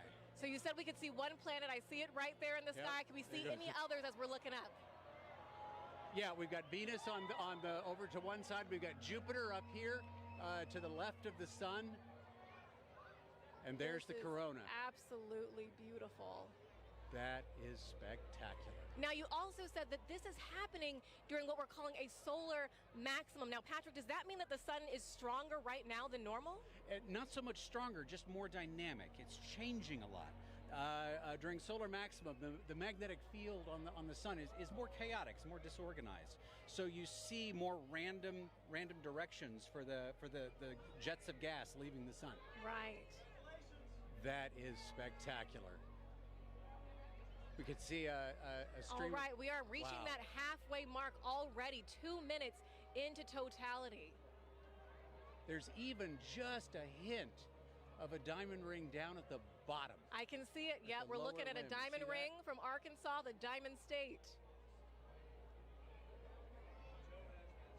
Now, Patrick, of course, as we've been talking about it, this is part of what we are calling the heliophysics big year. You are a heliophysics extraordinaire all the way from Washington, D.C. So what does that mean?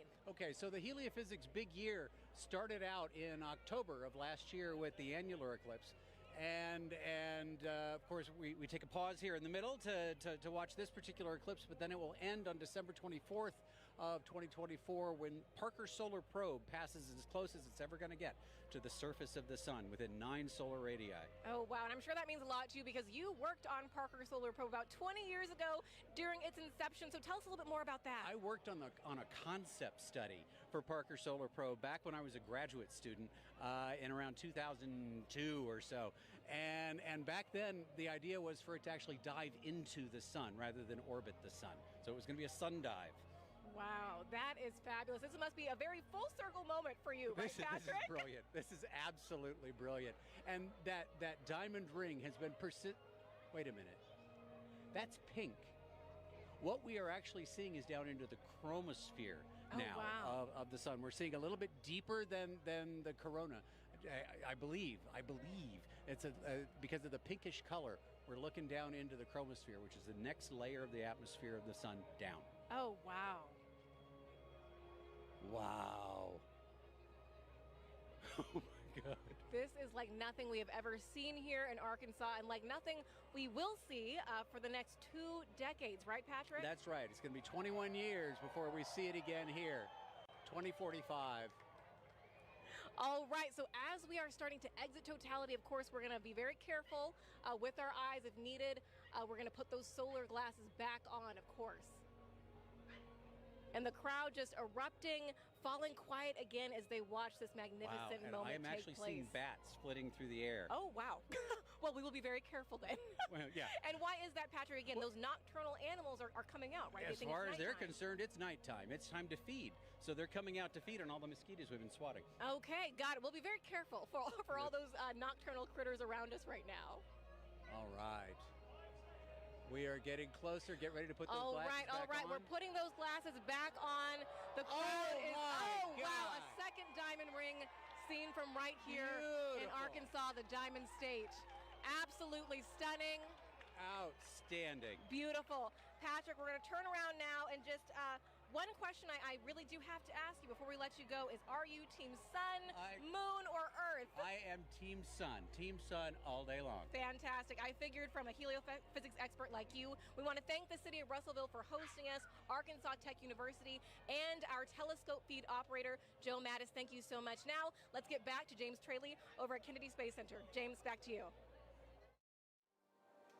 Yeah, thanks so much, Jasmine. What have you guys had there? So you were just right here in Russellville. You can see that shadow has now officially moved off and is on our way to our next target, which is up here in Carbondale. Carbondale is one of those very lucky cities because back in 2017, they were right at that intersection point of the 2017 eclipse across America. They're there again this year, but the difference is they're going to have a much longer slot. In 2017, they only had 2 minutes, 40 seconds, and that's not as much as they're going to have this year, which is 4 minutes and 10 seconds in the totally eclipsed sun. A really great viewing window for them to really take in this big moment. Very exciting to be able to track that for them as well. And also some details about this tool here as well. If I click onto their eclipse time here of 1:59:15 local time, you notice this little icon comes up here. This is actually simulated based off real data from the Parker Solar Probe of what we expect the corona around the sun to look like.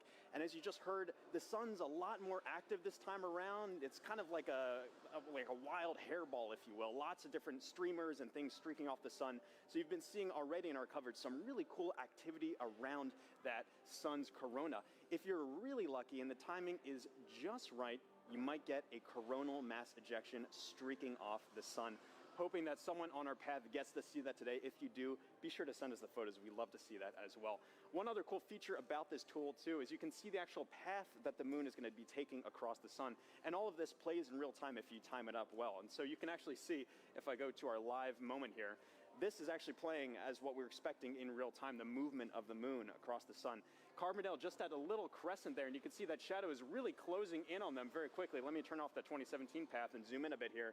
You see there, nearing totality in just a few moments, and their weather is looking great. We've been checking in with them all morning and afternoon. 27% cloud cover. That time of totality is coming up at 1:59:15. Really excited. And then it's going to be kind of bang bang for a while afterwards for a lot of our sites. We're going to be moving on to Indianapolis, all the way up to our final target in Holton, Maine. There is a lot coming up. And even again, still, if you're outside of that path of totality, have your glasses at the ready to be able to observe that partial eclipse. This is going to be going on for a while. But for now, let's take a look at Carbondale and see up close what it's looking like. How is it looking over there in Carbondale?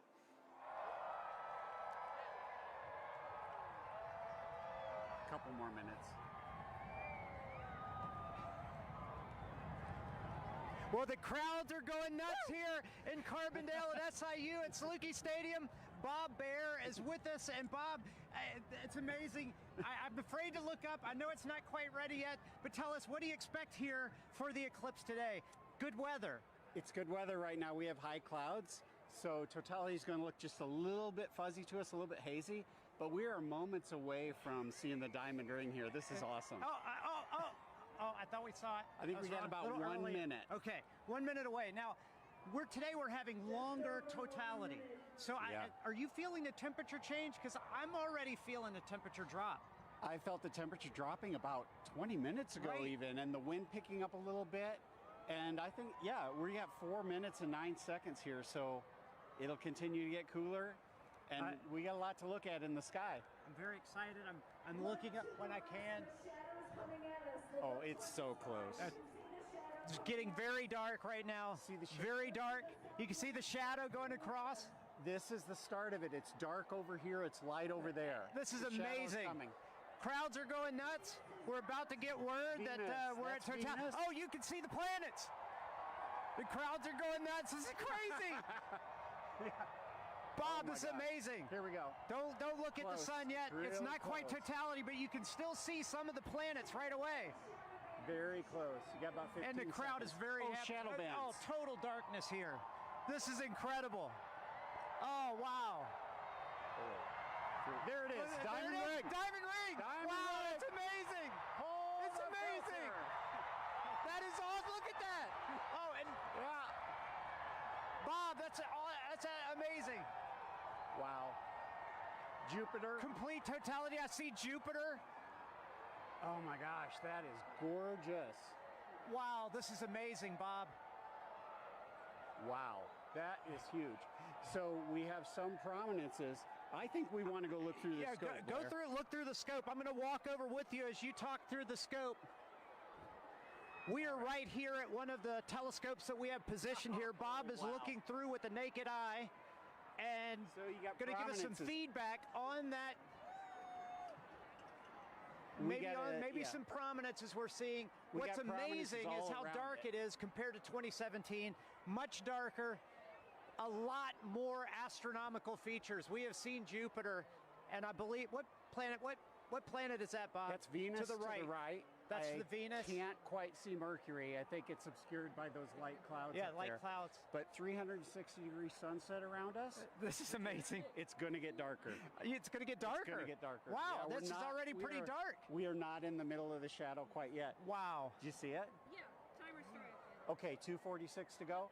Okay. Yeah. All right, so we're getting some live data from the team here. I tell you, it's really impressive, Bob, because... Oh, my gosh, it's getting better. See that prominence at the bottom Yes, at the bottom, there's the prominence. I see it. Wow. I keep looking I for can't Mercury, believe the clarity. It's so much darker than 2017. It's gorgeous. And what's awesome, we have 6 telescopes running back here, That's capturing awesome. data, streaming this. And that's a big important part here. This is not just capturing image to share with people watching the show. You are actually capturing scientific data that can be used by scientists everywhere. We are, and we've seen totality across North America so far in Mazatlan. Now we're experiencing it ourselves, and we'll experience it after this on the Jumbotron from the other dev sites. It's like the most amazing eclipse train you could ever ride on. Wow. This is a bit better than 2017. Without a doubt. Without a doubt. No cloud. And you know what's interesting is the crowd is quieting down. They seem to be experiencing the moment, taking it all in. A really special moment here. Look at that. So we must be getting close to the center. Where are we at? 2 minutes? So 1 minute, 30 seconds. The corona's looking brighter because our eyes are adjusting now. I mean, that is amazing, Bob. And how much corona you see. I mean, like just last time I didn't see that much. Visually, oh, there goes a bat. See the bat flying over the crowd. Oh yeah, we talked about the animals. Now we see them becoming active. We found a Luna moth earlier as well. But that corona is about 4 times the diameter of the sun. That is massive. That is amazing, Bob. And I'm really curious 1 about minute? that prominence at the bottom. Have you looked yet, Blair? You have to look. I haven't looked. So take a look.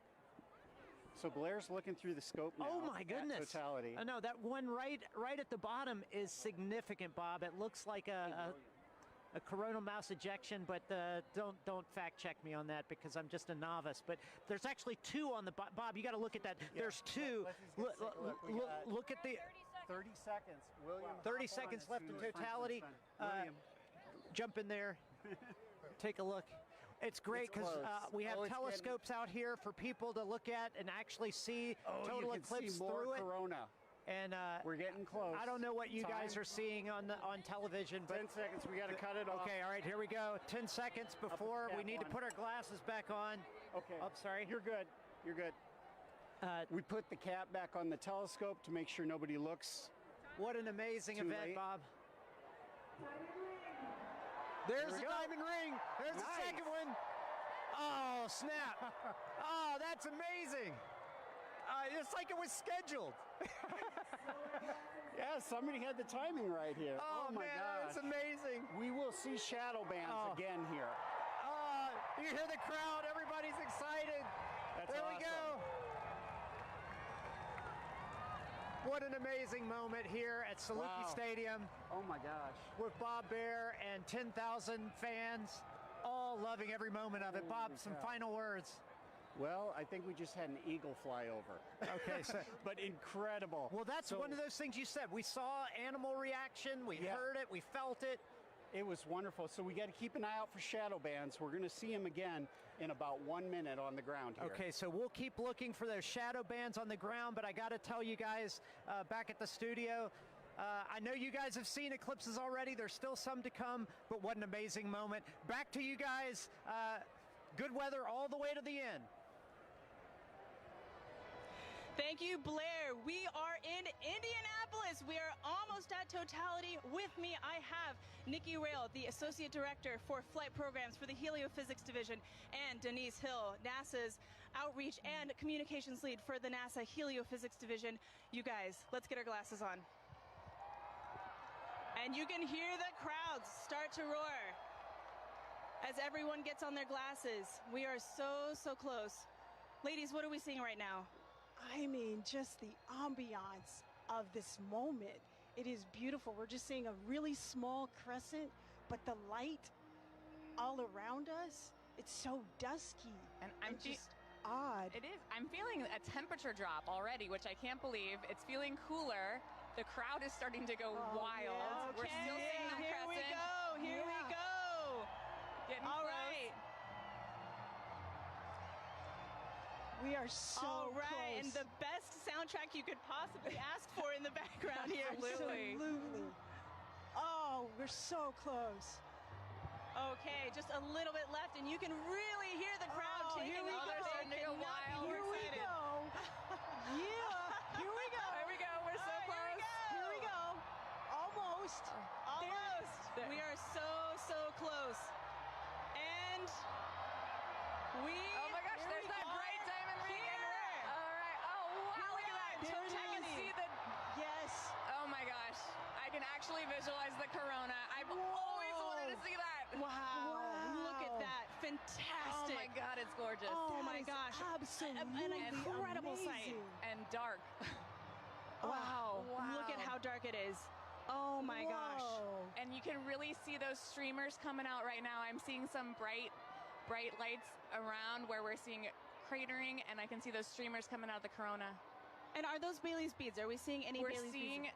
We were seeing some Bailey's beads. They're transitioning out a little bit, but yes, those bright light where the sunlight is shining through craters on the moon, mountains and craters.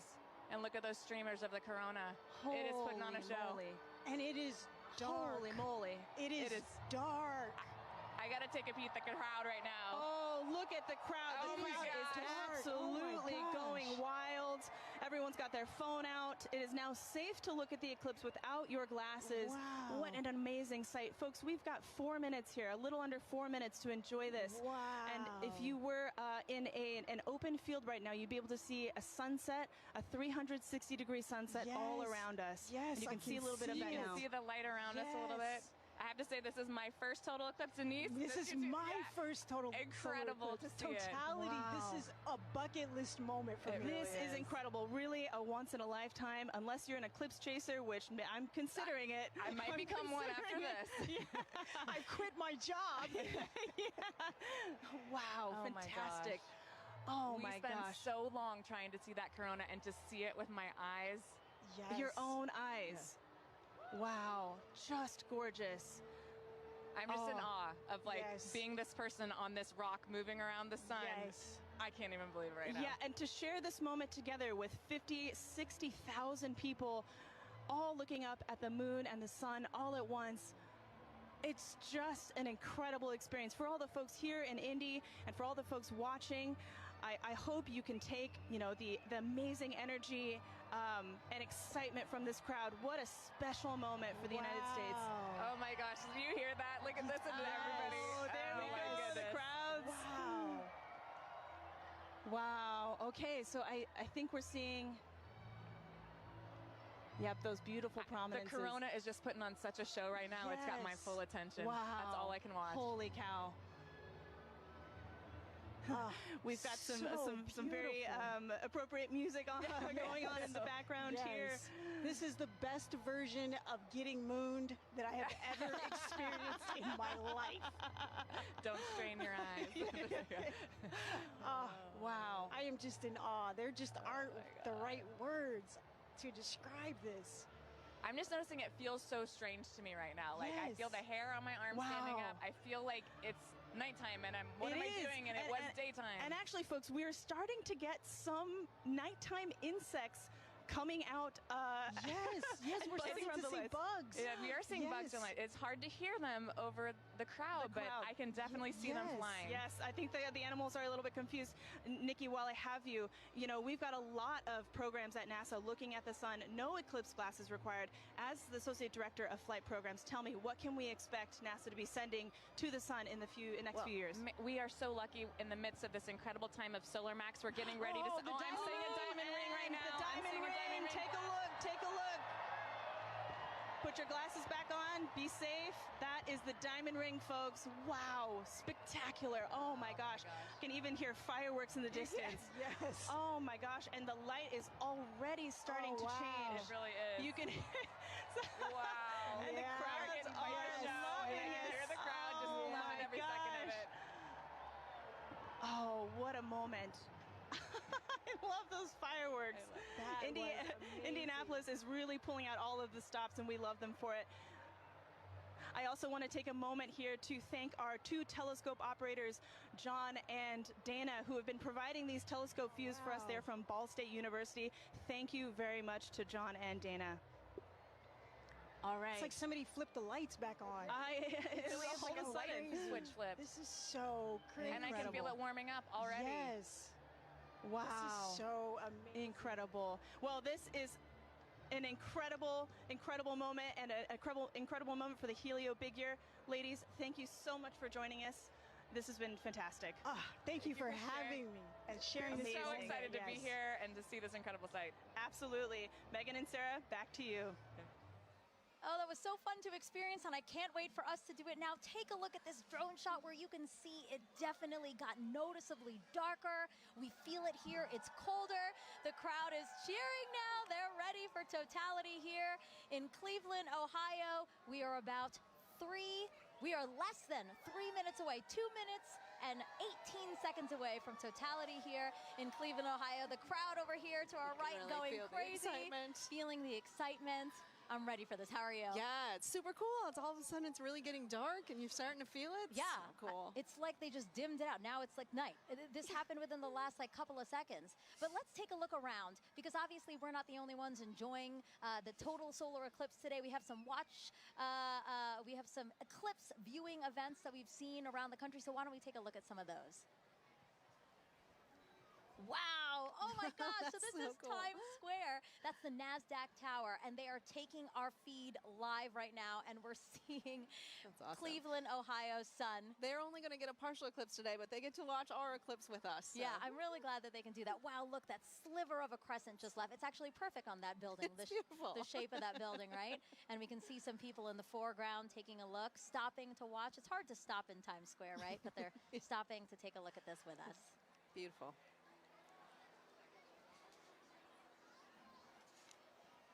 Oh, awesome. So this is just next to us. This is Progressive Field here in Cleveland, Ohio. So the Guardians have their opening day today, and the first pitch is like after 5 o'clock. But as you can see, they've opened up the stadium, and people are in there to enjoy big the crowd in eclipse. there to watch that. That's great. Yeah, you can, oh my gosh, Oh, it just got gosh. darker here. Yes. Oh my gosh, that's so interesting. And then Mentor Civic Amphitheater, again, the field starting to fill, and everybody looking up at the sky for their opportunity to see today's solar eclipse. This is us back here in Cleveland. Everybody looking up at the sky. We have 30 seconds. 30 seconds until totality here in Cleveland, Ohio. Oh my God, I have goosebumps everywhere. Everybody's starting to cheer. I might cry. I kind of feel like crying. This is so cool to see. It's getting so dark so fast. Wow, it's like night just descended on us. And look at the crescent slowly disappearing. Crowds cheering here. Cell phones up, cameras up. 5, 4, 3, 2, 1, and totality. Totality, everyone.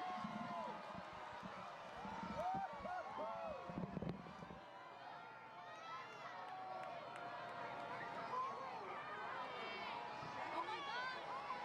Oh, wow. Oh, my God. I was so nervous. Wow. I know, I wasn't sure because we had some high clouds, but oh my goodness, you can see that corona extending out. Oh, wow. Yeah, the clouds were really bothering me and really scaring me. It did get very cloudy here in the last hour and a half, but we have a great view here in Cleveland, Ohio. Yes. Wow, look at the corona. You can hear the crowd. Wow, everybody's got their phones out. Oh my gosh.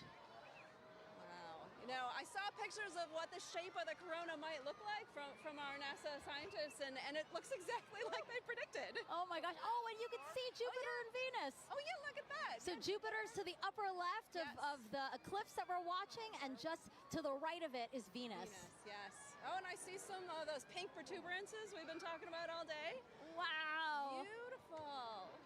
And again, all around us you see light, but just at the top where we are. 360 sunsets. Exactly, Yeah. exactly. Yes, Indianapolis had described that as well. Woo!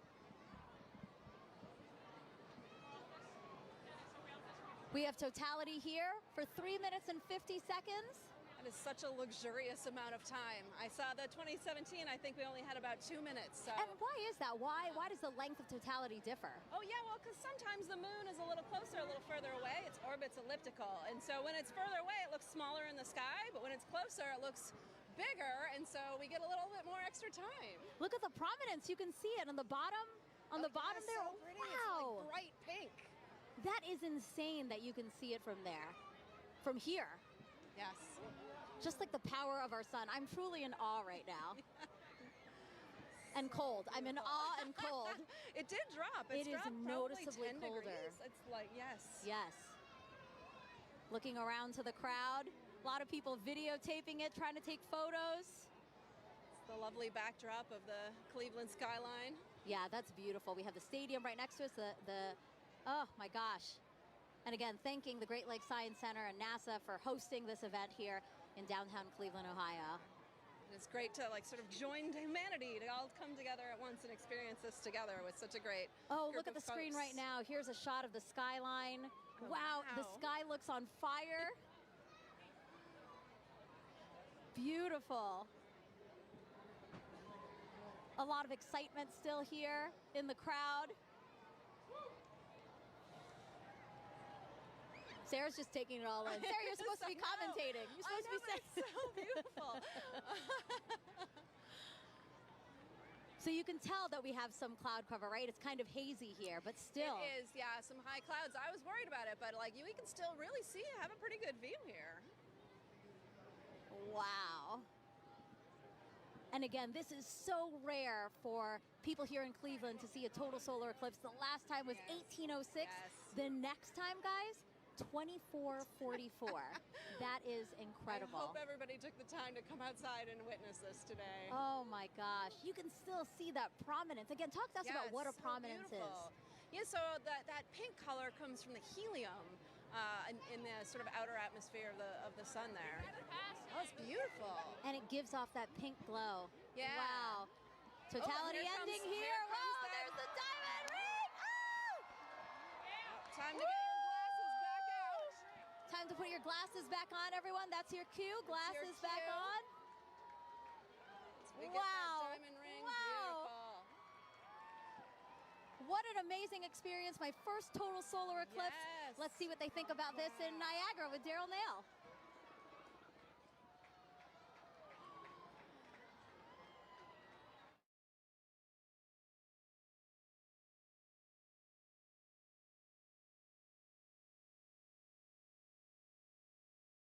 Over the entire area. You can hear the crowd erupting at various moments when the eclipse has been seen, but we are under pretty cloudy conditions, and David Sheeny is with us. He's a program executive with the Heliophysics Division. David, this is a challenging situation to be in order to try to see this eclipse. We've seen glimpses. We have seen glimpses, so we're basically spending our time staring at the sky, hoping for a little bit of a glimpse of what would be a totality. So right now, the sky has just completely gone dark. You can see all the lights, basically, everybody's cameras and everything else are all making it lighter. And it's gotten significantly colder as well, just over the last several minutes. It's fascinating to see it go night like this. We've been listening to everybody across the country enjoying totality and seeing it clear. That's not the experience we're having here. In fact, it's so cloudy that our telescope operator, Jessica Bellina, who's working very hard to try to get a lock on it, has not been able to get that telescope feed dialed in because she has to have a view of the sun in order to see it. So we don't have a feed for you from Niagara. What we have is just every once in a while you'll hear part of the crowd, only part of the crowd will cheer because I guess they kind of have an angle through the clouds to see just a little bit. Yeah, and the clouds have really only cleared out enough occasionally to even need eclipse glasses. So for the most part, you have a thick enough layer of clouds that you can see the eclipse without them, and it's just fine. So a lot of us have been able to just take regular pictures with our cameras. Let's take a look and just kind of enjoy the moment of darkness that we're in now. People have come from all over the world to be here. You can see some. It looks like it's a little bit lighter up there. Our spotlights are blinding these guys. Can we turn the spotlights down? So there, oh look, you got a little bit of eclipse right there, with people watching. So we're just catching little glimpses of things as we look up into the sky.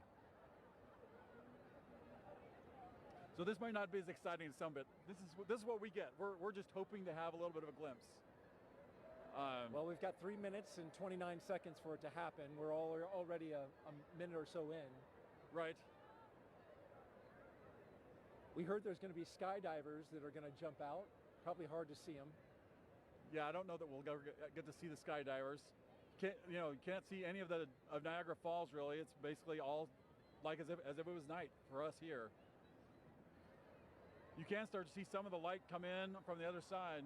So we're taking now a view of Tupper Lake, New York. That's oh look, there you go. Hey, we got totality right there. We're getting totality right now that we can see. There it is. We just got a really nice clear spot right there. So wow, got a little bit of hole through the clouds so everybody could see. Just opened up, and now that was the roar from the crowd that you just heard, and just as soon as it showed. So yeah, we're continuing to watch the totality that we're getting right now. You can see a little bit of hint on the side as it's shining through. Well, there, it ducked down. Yep. Jessica, so here we go. We have another view a little bit. Another little view right here. No. As it's starting to peek out around. Oh, there it is. So we're getting starting to peek out just around right there. Yep. Well, totality is complete. Yeah.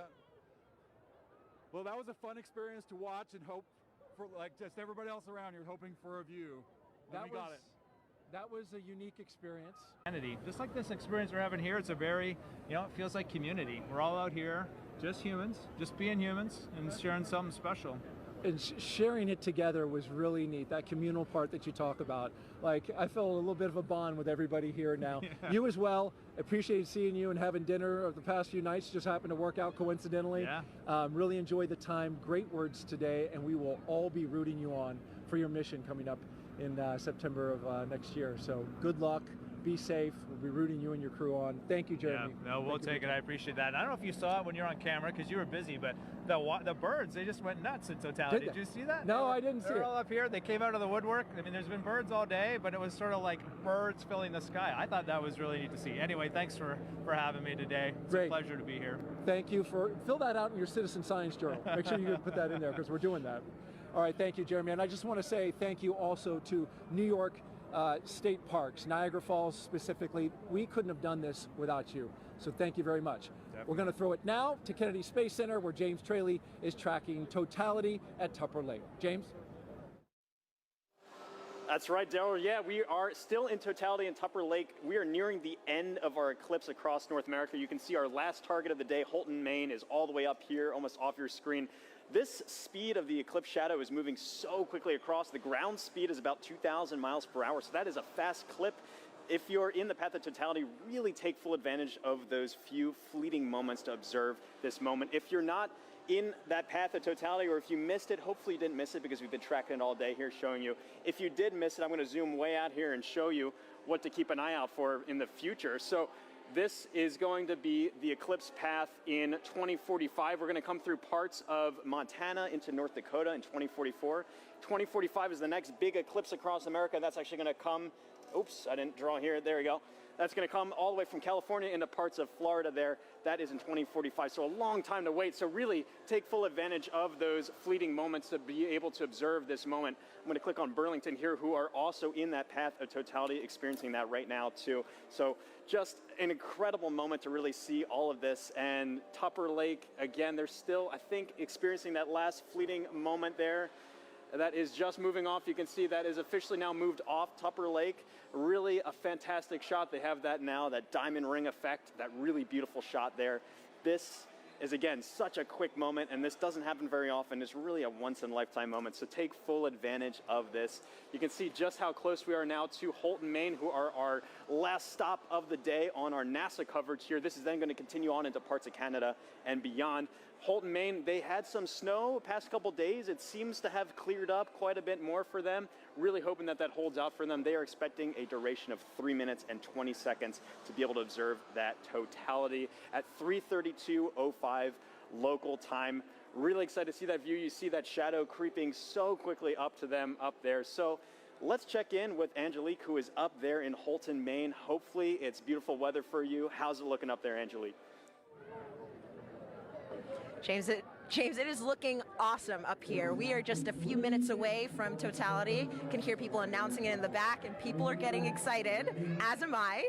And here to share in all of that excitement with us is actually Dr. Eric Smith, the program scientist for the James Webb Space Telescope. Eric, it's so great to have you here. Oh, it's great to be here, Angelique. This is really exciting.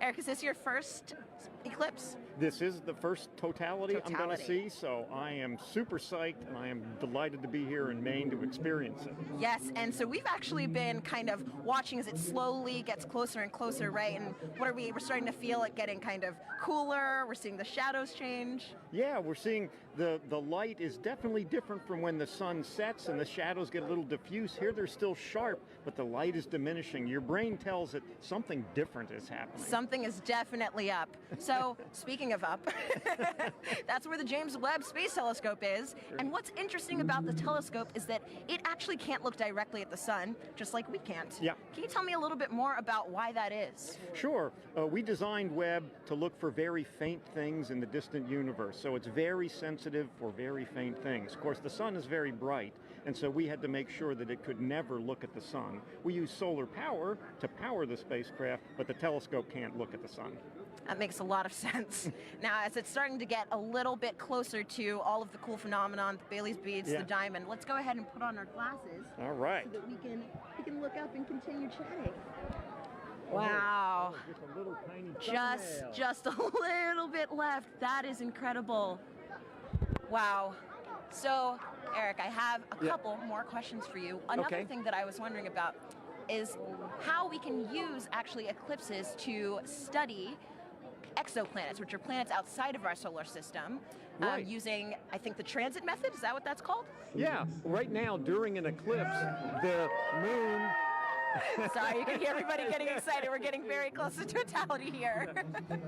The moon is transiting in front of the sun just the way planets that orbit around other stars transit in front of the star. So Webb can look at those exoplanets and use the transit just like we're staring up at the moon transiting the sun.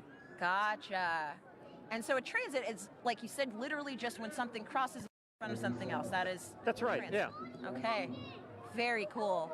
So throughout the broadcast, we've actually been able to see the eclipse through different telescope feeds. Can you tell me a little bit about what the difference is between, actually, we're going to go ahead. Oh, here we go. We're getting really close. Oh my gosh, it looks like just a few more seconds until we are in complete totality. Oh my gosh. 6, 5, 4, 3, here we 2, go. 1. You can hear everybody cheering. This is incredible. So let's go ahead and take off our glasses. We are in totality now.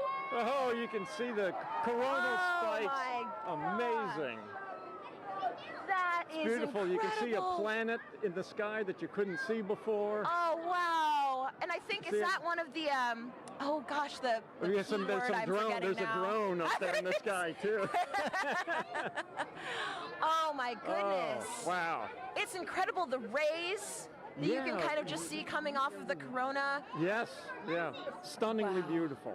Yeah, that's got to be one of the most amazing things I've ever seen. And you can see the gradation in the sky color down to the horizon, Oh, too. my goodness. Yeah. I am seeing a bit of that 360-degree sunset. Yes, yeah. That is really cool. It's amazing. Even though we're in the total shadow here, there's still the corona is still pretty bright. It is incredibly bright. You could read by the light of the corona. I think I would have some trouble reading, but I probably could. I could technically read something. So Eric. Oh, and actually we have the International Space Station flying over right now, so they are actually seeing not one but 2 views of the eclipse. They're able to see not just the moon passing in front of the sun, but they're also able to see the shadow of the moon passing over Earth, which is absolutely incredible. I mean, I can hardly imagine a view being better than the one we have right now, but if there is one, it's probably on the space station. It's from the space station for sure. Wow. So yes, they're able to take some pictures of that, and that is just incredible. Just incredible. One of the things they told people to do if you're far away was to hear how nature changed. And it was interesting here. We're, of course, surrounded by a lot of people just to hear their reaction when we went into totality. It's true. The humans in nature have not gotten quieter, but louder, I would say. But, I mean, you can definitely hear the loudness has a different kind of character to it. There's almost like a, I mean, I don't know if wonder has a sound, but I think this might be it. Yeah. Hushed awe. Yes, hushed awe. That's wonderful. And I can see just one little red, I guess, like protrusion coming down little there. red spots almost. I noticed those too. That's cool. Now there are 2. Yeah. Wow. That is just so cool. Yeah, I like the 360 sunset. It's a little hard to see behind us, but it's... oh, we've got at least one or 2 drones. Yeah, some... our robot overlords. Of course. And so, Eric, I know that, I mean, clearly with the drones, people are starting to get involved in the eclipse, and I know that there are lots of ways that people can actually get involved. One of those ways is with citizen science. Right. Do you mind talking about some of those opportunities, how people can actually... Sure. We had citizen science programs where people could use their cell phones to take pictures during the eclipse we're getting ready to come out of totality. We're just putting our glasses on. And here we go. Put those oh, there it is. Oh, it's peeking out. Everybody is cheering. We have just made it to the end of totality. We're starting to see the sun just peeking back and it's out amazing. again. Now just look at the ground, how much brighter it's gotten. It is all of a already sudden. so much brighter. That is so wild. That was probably one of the most amazing but also fastest 3 minutes of my life. Yeah. I wish I could do it all again. Yeah. All right, well, that was incredible. Incredible to get to experience that here in Holton. Thanks so much to the city of Holton, and also thank you so much, Dr. Smith, for coming out and hanging out with us and experiencing this wonderful event. Oh, it was my pleasure, and congratulations to the city of Holton here for doing such an amazing job covering the eclipse. It was amazing how well orchestrated it was. Above and beyond. Yeah. And I want to say, of course, a special thank you to photographer Dave Bowman, who has been giving us these incredible images from the telescope feed, and we're gonna enjoy as the rest of the eclipse kind of ends here, going back in the direction that it came, and with that, we're gonna send it back over to you, Megan.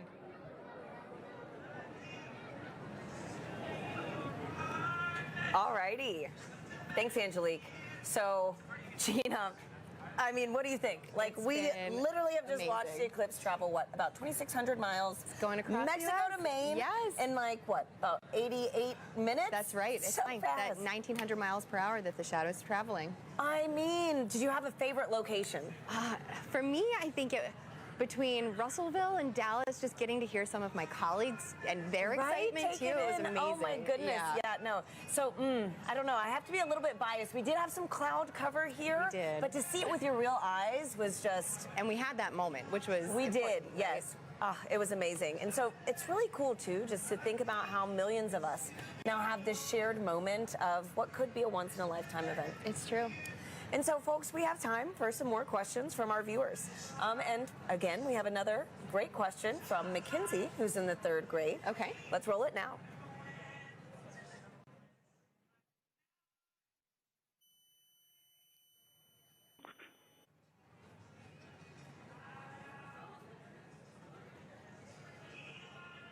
Hi, my name is Mackenzie. I am in 3rd grade. My question is, what is the difference between a lunar eclipse and a solar eclipse? Thank you for that question, Mackenzie. Okay, let's talk about the difference between the eclipses. Now, the solar eclipse that we had today is when the moon crosses between the Earth and the sun. But we also get lunar eclipses, and a lunar eclipse occurs when the Earth crosses between the moon and the sun. So it's really about where the shadow's going. Today we have the moon shadow projecting on the Earth. During a lunar eclipse, we have the Earth shadow projecting onto the moon. So that's the main difference there. That we just saw too, those incredible views from space, That's you right, know, from to see that second perspective view. And so I've got another question for you right now. It's going to be Eli on Reddit, who wants to know, there are quite a few solar eclipses in the world every few years, so why is this one scientifically interesting? Okay, so yeah, we do get solar eclipses and lunar eclipses maybe 2 to 3 times a year. However, the total eclipse that happens today, total eclipses are about every 1.5 years, and that is a rare opportunity for us to look at the corona, study the corona in a way that we can't do during the other types of solar eclipses that we have. So and during a solar maximum. Exactly, during the solar maximum. So for this one particular, you know, we were talking about the solar activity that we were seeing on the limbs during the totality. Yeah, there's just a bunch going on today for this eclipse. And so too, right now, we've got another incredible view. Oh, look at that. These are live views from space, which is just mind-blowing in general. And now we're also to see the moon shadow across the Earth. Wow. It is just amazing. So, you know, Gina, too, thinking about how many people across North America today witnessed this one moment, it's a good reminder that humanity has been experiencing these eclipses for centuries. And you know, there are different meanings for these events in different cultures. Let's check in with Joy in Dallas to learn more about indigenous astronomy. Joy. Hi, and welcome back to Dallas, Texas. I'm with Dr. David Begay. He's an indigenous astronomer and also a member of the Navajo Nation. David, thank you so much for joining us. So when people think about science, they might be thinking of Western science. So, David, how does that relate to indigenous science, and what did the total eclipse mean to the Navajo people? I think the knowledge on the eclipse goes way back from time immemorial, I'm told by my elders. And they knew that when you look at the sun directly, you can damage your eyes permanently. And so they knew that about the danger of looking at the eclipse with the naked eye. So people were encouraged to go inside to ensure that people weren't looking up, especially the kids. So it goes way back. And as far as eclipses, it's a time of renewal, the sun alignment with the moon and also the earth alignment. The whole cosmic cycle goes through a regeneration process. It revitalizes the process. And so it's a gift that goes on for many years, over and over. It's a cycle. And as far as science goes, there's different definition of science. Thank you, David. Maybe we can cover that. Thank you. It's been an honor chatting with you. So, thank you to everyone here for joining us. Thank you for the Arboretum for hosting us for this very, very magical moment. This has been an experience of a lifetime and one that I definitely won't forget. So let's head back to Tahira and Gina in Kerrville, Texas. Thanks, Joy. We're joined now by Jamie Favors, the director of NASA's Space Weather Program, to tell us more about some cool science that launched today during the eclipse. Welcome, Jamie. Thanks, Tahira. Hey, Jamie. Hey, how are you? Good. And so can you tell us, why did NASA launch rockets before, during, and after the eclipse today? Sure, so it's really to capitalize on this really unique situation. Things like this happen every day, going from daylight to, sunset into, darkness. It happens so quickly that we can make these measurements, one right after the next, to really understand very precisely what's going on in the atmosphere. With sounding rockets, we can do that so quick back to back, the way we can't do with some of the really large rockets. Okay, so Jamie, how high did the rockets actually go, and what's special about this area of the atmosphere? Sure, and we just launched the second of those three just a few moments ago, and that's going pretty well so far. These particular rockets are getting about 250 miles above the surface, pretty close to right about where the International Space Station flies. And before you ask, everything's safe.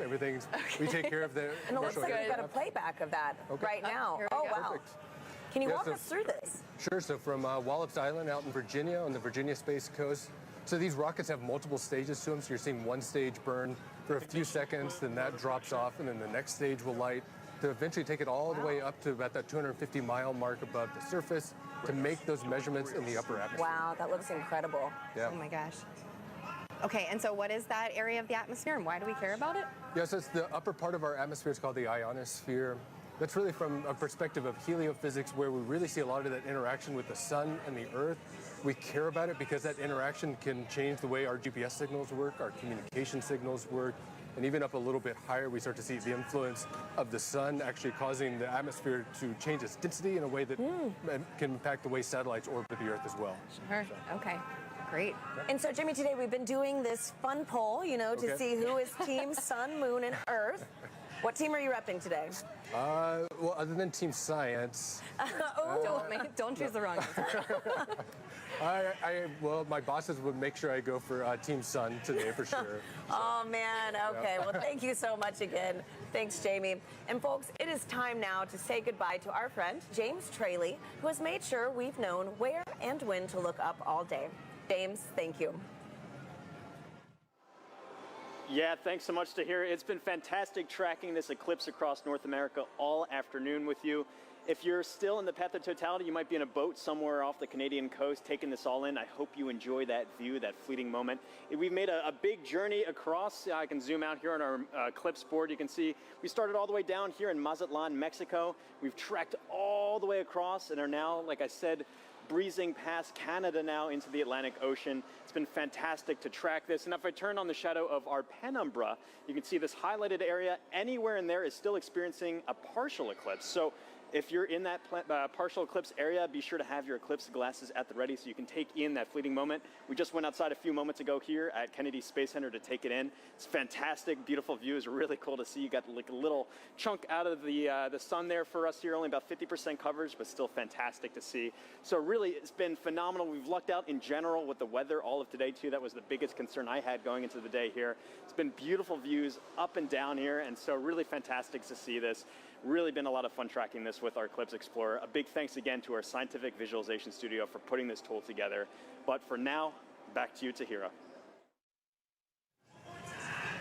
And here with us now is NASA Chief Scientist, Dr. Kate Calvin. Kate, welcome.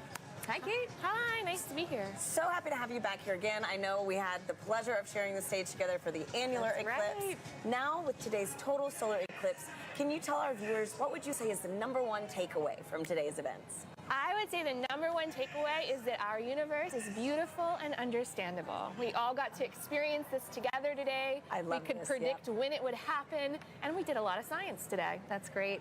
So speaking of the science that was conducted, how does that fold into kind of the greater science that we're doing with NASA in the future? Yeah, so we did a lot of science today, and a lot of it really complements science that we do all of the time. So one of the things we were really looking at today was the corona. The moon blocked out the sun so that we could see that part of the sun's atmosphere. But we also have a mission called Parker Solar Probe that's orbiting closer and closer to the sun so that we can study the corona with that.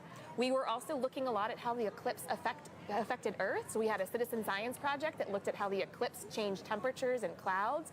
We have a mission that launched 2 months ago that's studying clouds all the time, a mission called PACE. Awesome. It'll tell us more about oceans and atmosphere on here on Earth.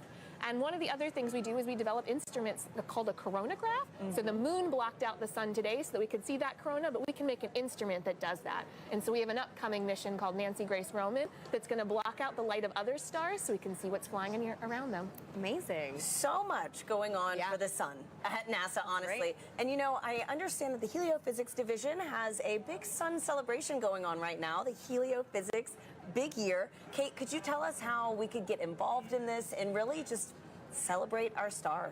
Yeah, this total solar eclipse was just one event in a series of this Heliophysics Big Year. We're working towards Parker Solar Probe's closest approach to the sun, and we have a lot of activities where you can engage in our science and learn more about the sun. And if you want to know more, you can find us on social media at NASA Sun. Fantastic. Wonderful. Thank you so much, Kate, for being here with us. It was really special to share this moment with you. Thanks, Kate. It's nice to be here. And Gina, this has been an honor. I mean, my goodness, to have the annular eclipse with you, then to share this total solar eclipse with you. I know. Thank you so much. And do you have any final thoughts? This was amazing. Annular was great, but to hear the energy here. The total was so just great a whole to be nother with level. both of you, Yeah. Once again, thank you for having me. Absolutely. And a big thank you to the city of Kerrville, Texas, the Parks and Rec team, and all the people